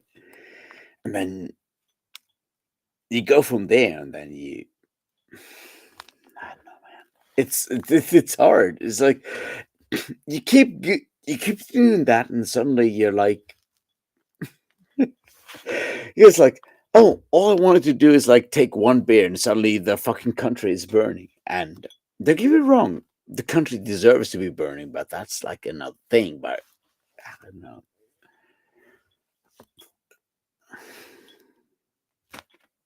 It's hard to explain. I don't know, man.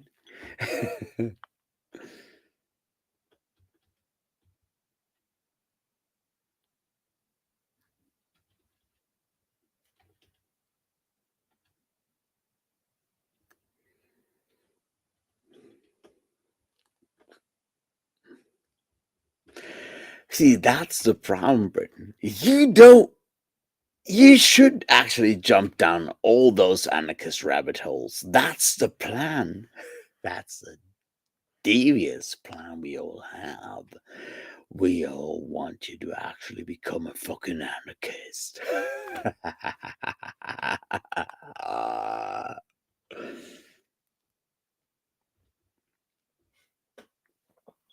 You don't know what it means to actually be radical. Like, we're not actually explaining to you how to actually blow up shit, man. No. Anyway. Oh, God.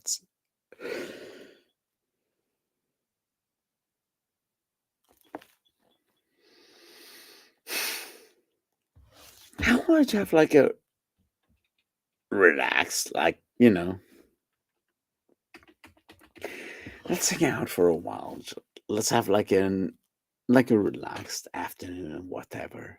And then should get like super derailed by, people going like, hey, you want to hang out with me for like for my birthday? And that's what happened 4 hours ago. And then that lowered my barriers. But, you know,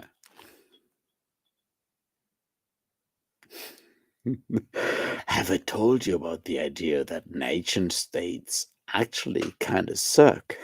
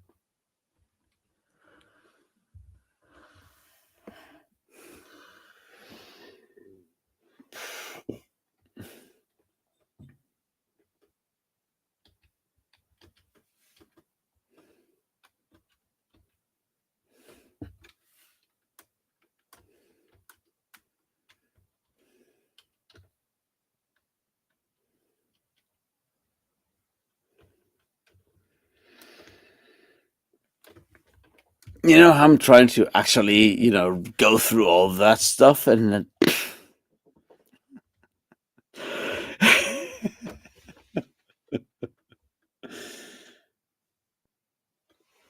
I am not cool either. I am the opposite of cool, right? I'm terrible.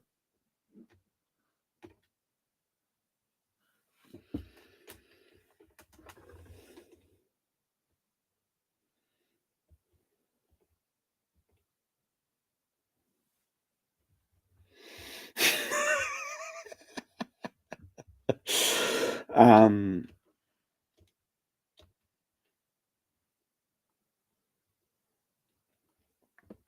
yeah, that's kind of the thing, right? Or it's like, when does it get like, too too radical? And it's like, the the important part is like, for the rest of the people that don't want to go down that road, is like, there's a reason, there's a point where you go like, I know that everyone else is, going down that road, and we gotta get, we gotta step back, and we gotta agree, and we're never gonna talk about that, because the idea is that you don't have anything that anyone else can ever talk about that, right? So you need to actually sort of, keep that thing about.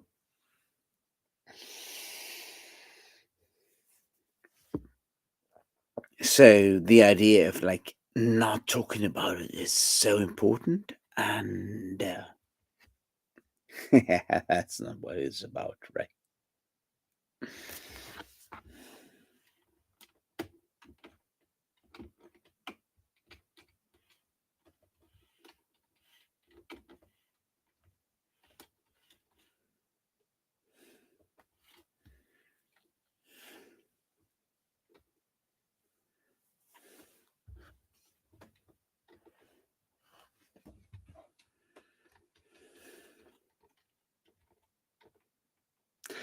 Hey, Ben.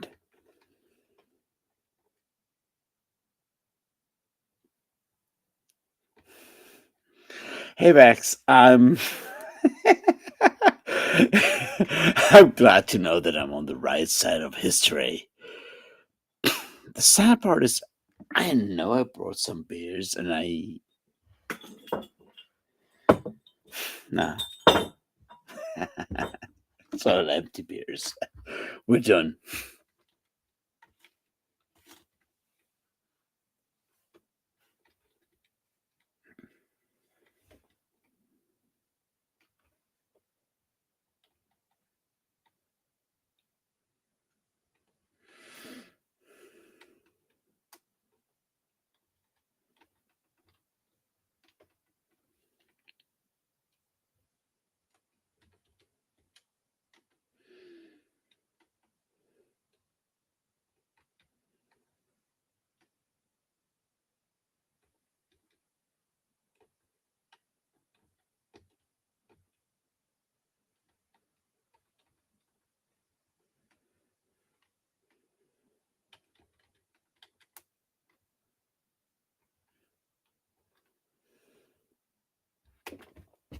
All right, but that's kind of the point, right? It's like,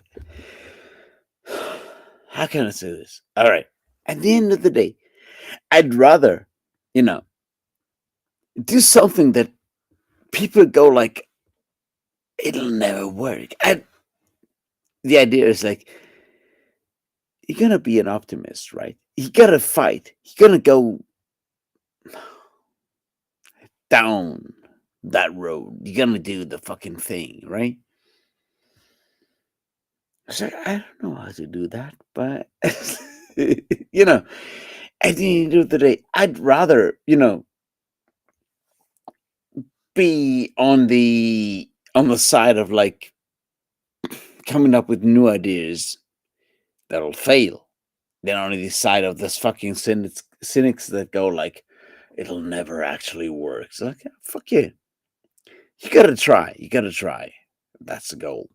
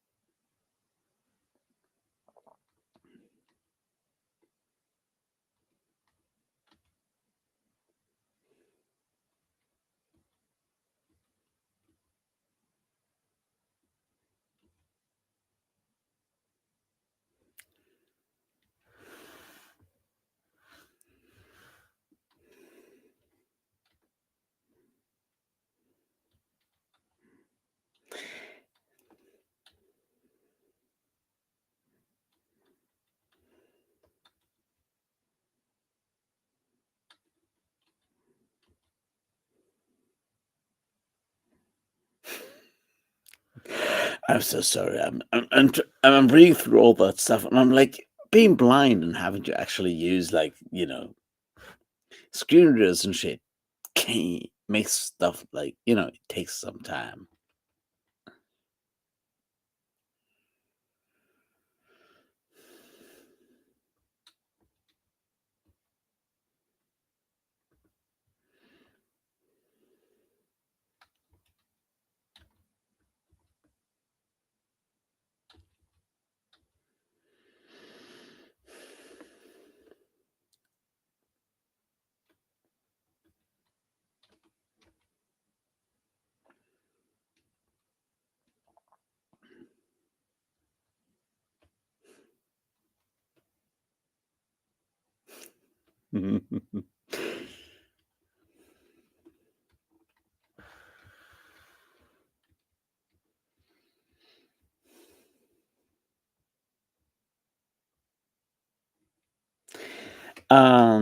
Okay, Ora. Do I ever drink non-alcoholic beer? I try to avoid it, but if it comes to it, I think like Jeva Fun is pretty good. Um, when it comes to like something that tastes like beer, I would go like Jeva Fun is pretty good. Um, beyond that, I don't know. Like, I'm stupid. I don't know fucking anything. I I drink whatever you give me, but like Jeva Fun is like the one alcohol-free beer that I think is actually good. That actually works because it has the very hoppy kind of taste that you know works like beer, I guess.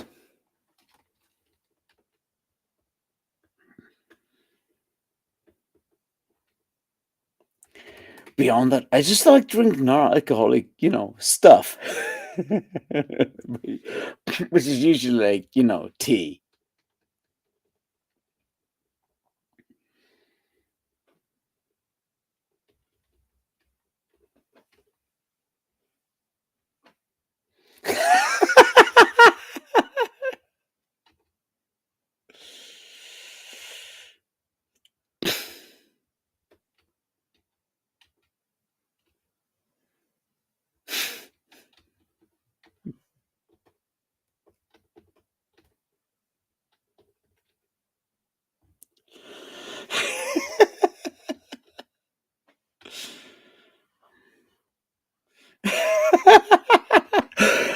I want to make this very clear.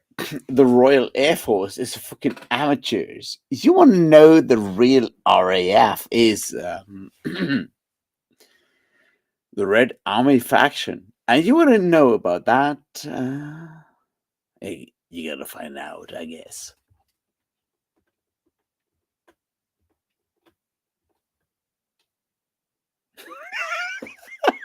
My clipped British accent. Fuck you, biggest motherfucker.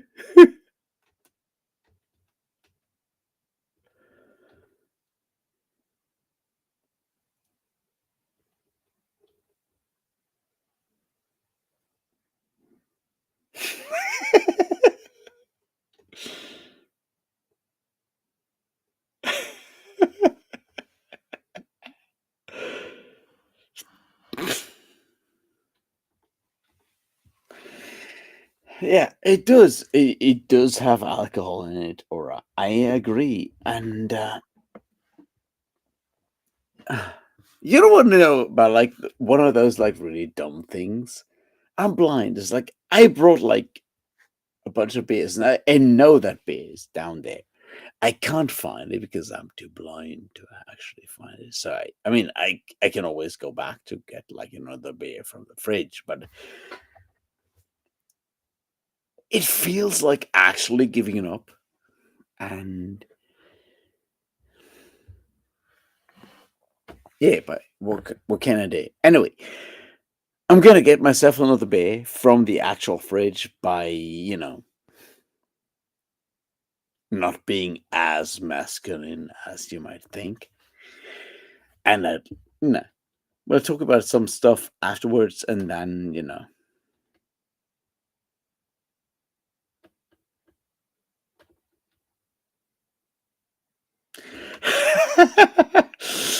But Aura, that's the point. It's like there's no pain. There's no actual gain without pain, right? Syntahold does only work sometimes. Anyway, she's like beyond anything else, right? Like you, Aura, and Apollo and whatnot. You guys wouldn't hang out for just like a beer or not a beer, whatever. We can totally do that, right? Just like and nothing else. It's just like let's meet and like have like a couple, drinks, non-alcoholic drinks or whatever, and talk about stuff. That would be totally cool. Like shit's not, connected to, the level of alcohol or whatever.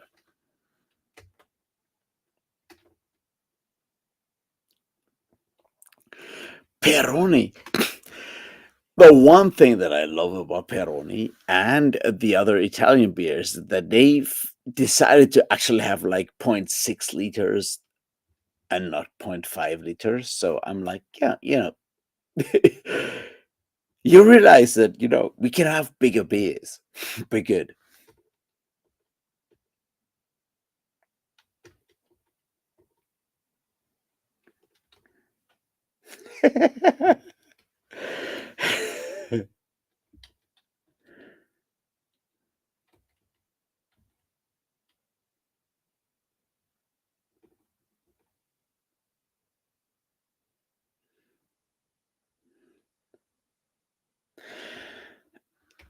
Here's the thing, you're so right. The Bonifacius is really cool. I'd love to have the like. No, you're good about the Bonifacius on the alcohol free one. Thing is, like, I have to go down to the logo store and then grab some boxes and shit. It's like sometimes I'm too lazy to do that. But yeah, no, in general, yes, the Bonifacius alcohol free one is actually really good, and you're right.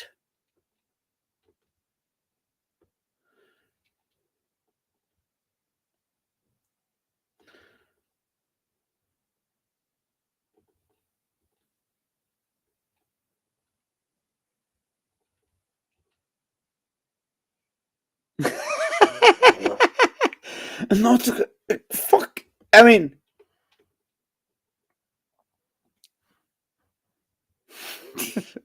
I don't think I could. Our biggest. I'm pretty sure that like dogs are very much of like I can train them to actually get like the best sausage, but like I don't think they're good about beers. I mean,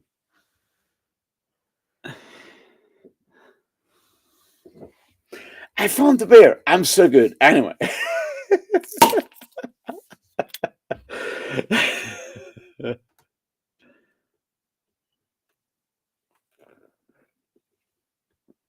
Pax, you can get as high as you want. It's not my job, all right? Get high.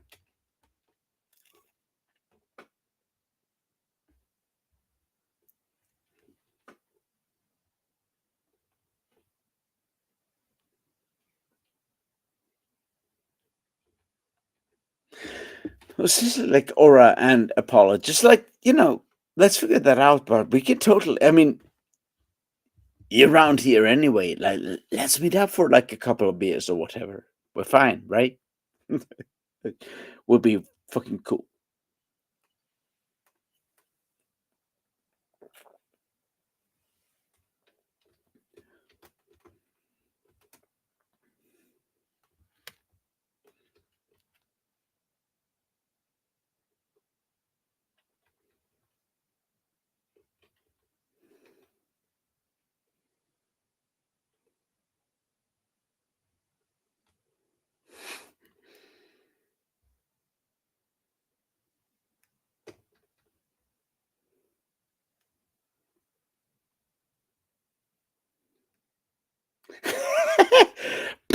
I will not ever think about like RFK. Like no, no, no, no. Fuck.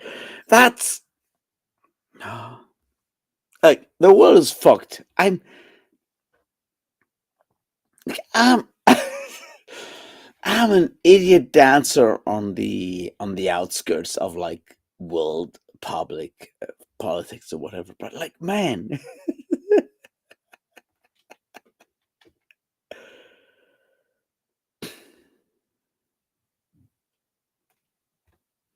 I mean, I wouldn't know. I mean, maybe heroin does work. I don't know.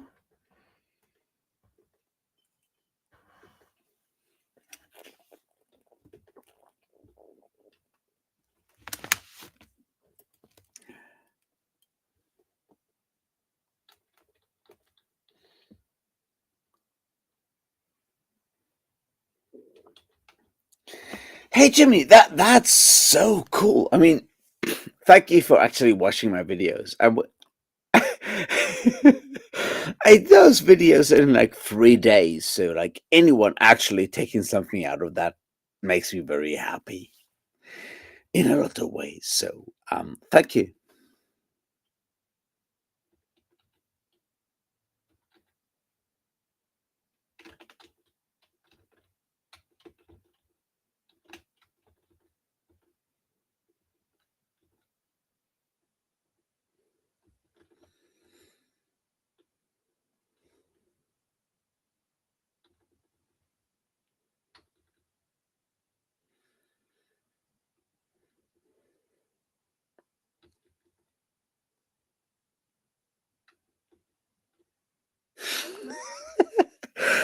Now, all right, let's tie this down. So, everyone should read the Amber novels because all of them are really good.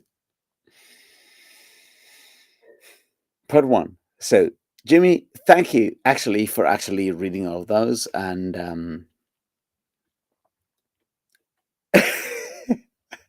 like it's so funny because like I was like I went to like this heavy metal festival in Brittany, which is called the Courts of Chaos, and I was like, I'm gonna reread all the I'm gonna reread all the fucking stories, and then I recorded all those things.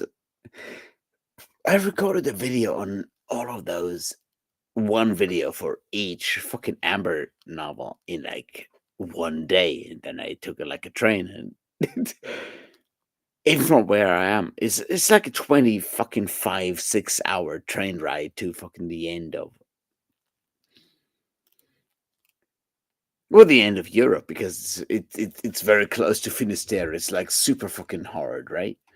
And going back and I was like, oh, you did all that. It's like, yeah, because I recorded all those videos in like 1 day. I got like very very drunk.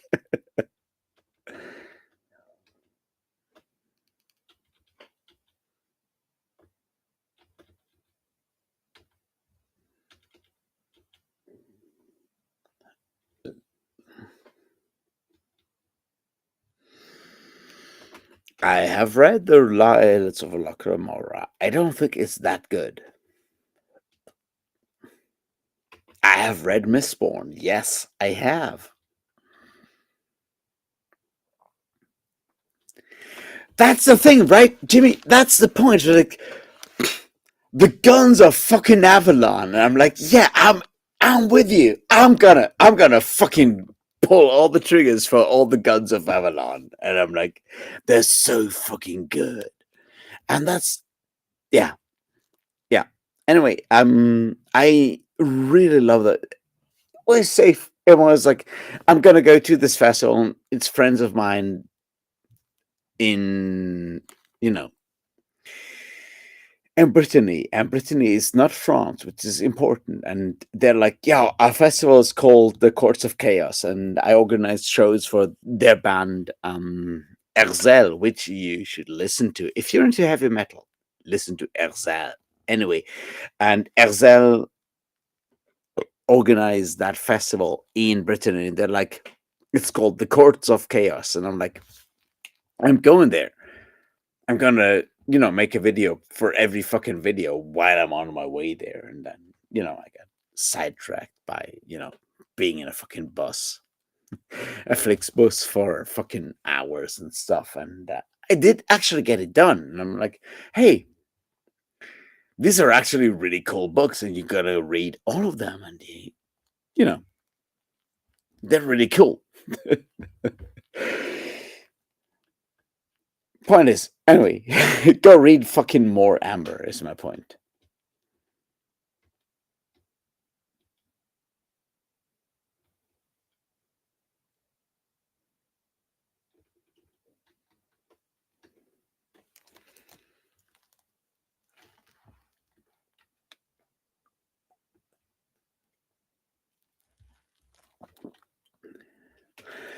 J. Palmer, I am not yet hammered, but I'm getting there. I'm very much getting there. I seriously, like a good friend has like his birthday, and I went to his birthday party, and I came back to doing this, and then I'm going back to his birthday party, and I might be somewhat alcoholized. Anyway,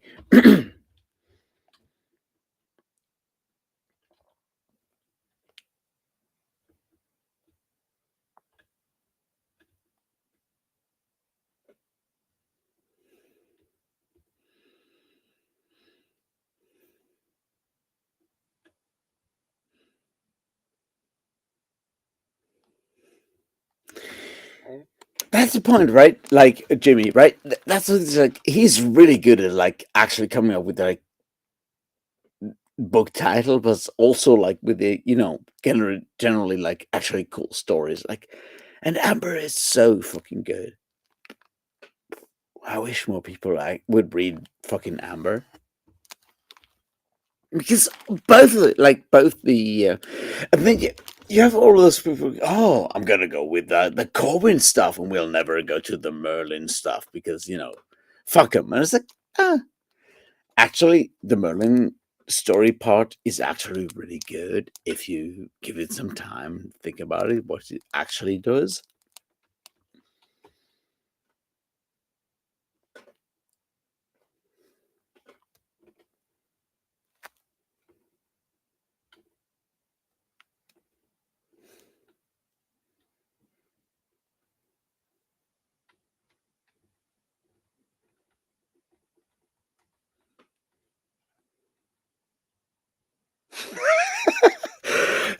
Why are you asking me about my bands? Fucking top worst bands. Fuck you. I will not ever answer that one, man. Whoever starts a band is on the good side. Like, seriously.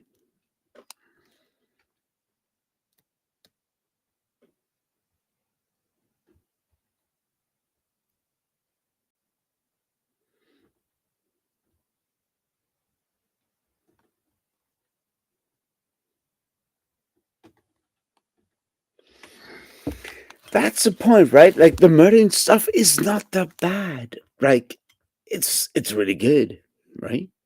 And no, Bex, I'm going there to actually get absolutely fucking hammered. No, um,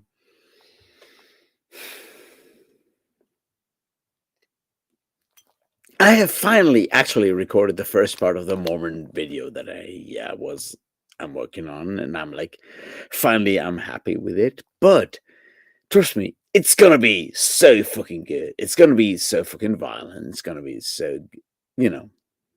Anyway, beyond that, on Tuesday, the second part of the Chronicles of Ludwig. The first one is Gog Magog, and the second one is Latluda. This Latluda is gonna be out on Tuesday, and y'all gonna wanna fucking read that because that's gonna be so fucking good. It's gonna be the most fucking British thing you've read ever since that book that Alan Moore wrote. which you have all read, right? You have read that thing that Alan Moore wrote, right? Right? Right?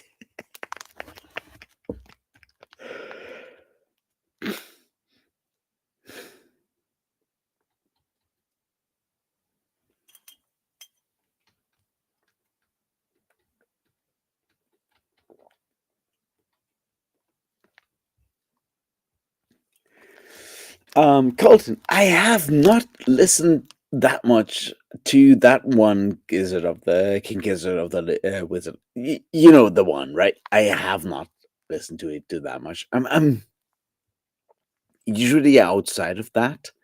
It's like I'm aware of King Gizzard and so forth, but I do weird heavy metal stuff. Like next weekend, I'll be at a concert where the Lamp of Thoth will play for the first time in 10 years, and I'm super fucking excited. But it's like, who knows about the fucking Lamp of Thoth? So nah, I have no opinion on that.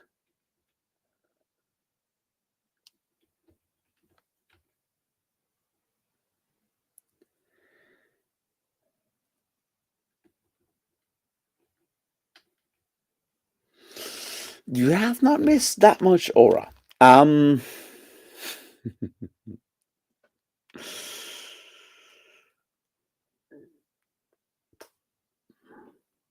how can I do this? Like for now, right? I'm gonna end this very soon, right? Because I gotta go back to my friend's birthday party and get incredibly hammered and fuck it. And I'll be back at apparently I have to go and meet a friend at Zoot House in Marburg tomorrow in the evening. Anyway, the point is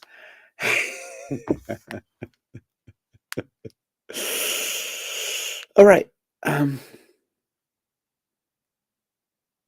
if there's books you guys want to read, read The Siege of Burning Grass by Primi Mohammed. Uh, that's the one book you really, really should read. Um, if you want to,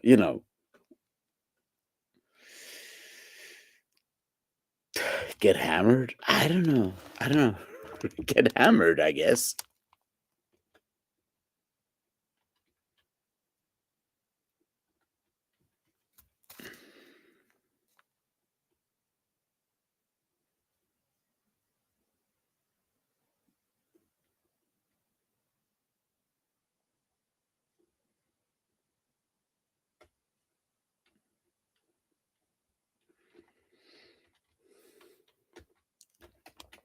I have not yet listened to the new Opeth album. I think it's probably really good. Um, all right, let me give you some like actual like music recommendation that you might not expect or whatever. All right, write that shit down. Here's stuff you want to listen to. No. I shouldn't use that voice, right? Anyway, um, when's the last time you've listened to Pentangle? You know the Pentangle? Otherwise, Cruel Sister and Hunting Song and anything that the Pentangle ever did is something you want to listen to. When it comes to, you know, folk stuff, right? Fair Convention, all of it. Um,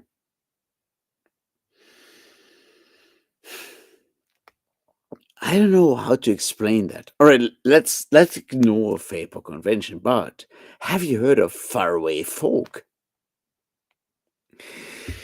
If not, write down faraway folk, crow on the cradle, and trust me, you're gonna love that one. Seriously.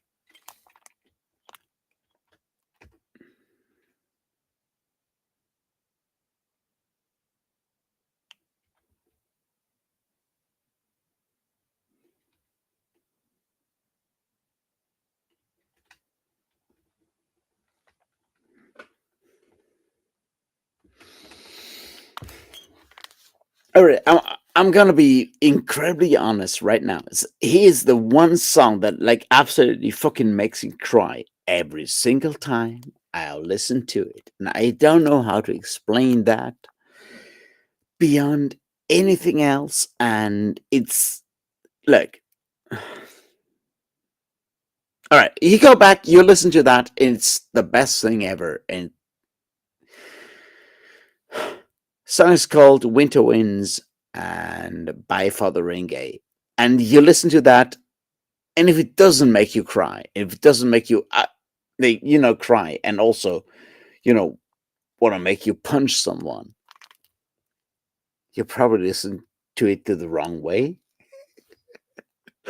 Point is, it's so fucking good. Anyway, listen to fucking Fotheringay, listen to fucking Pentangle, listen to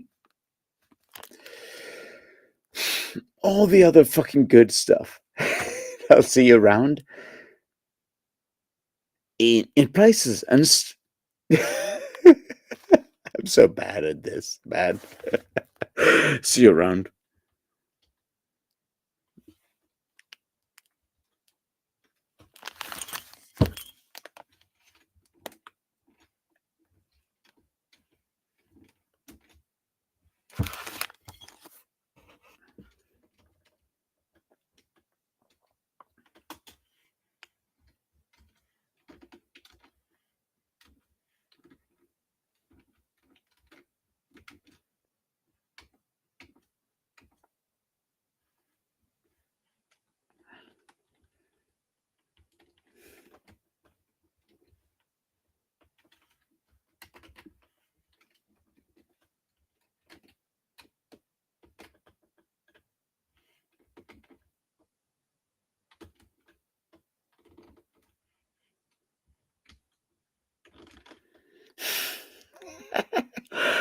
I'm sorry. It takes forever to actually end this. I'm so fucking sorry.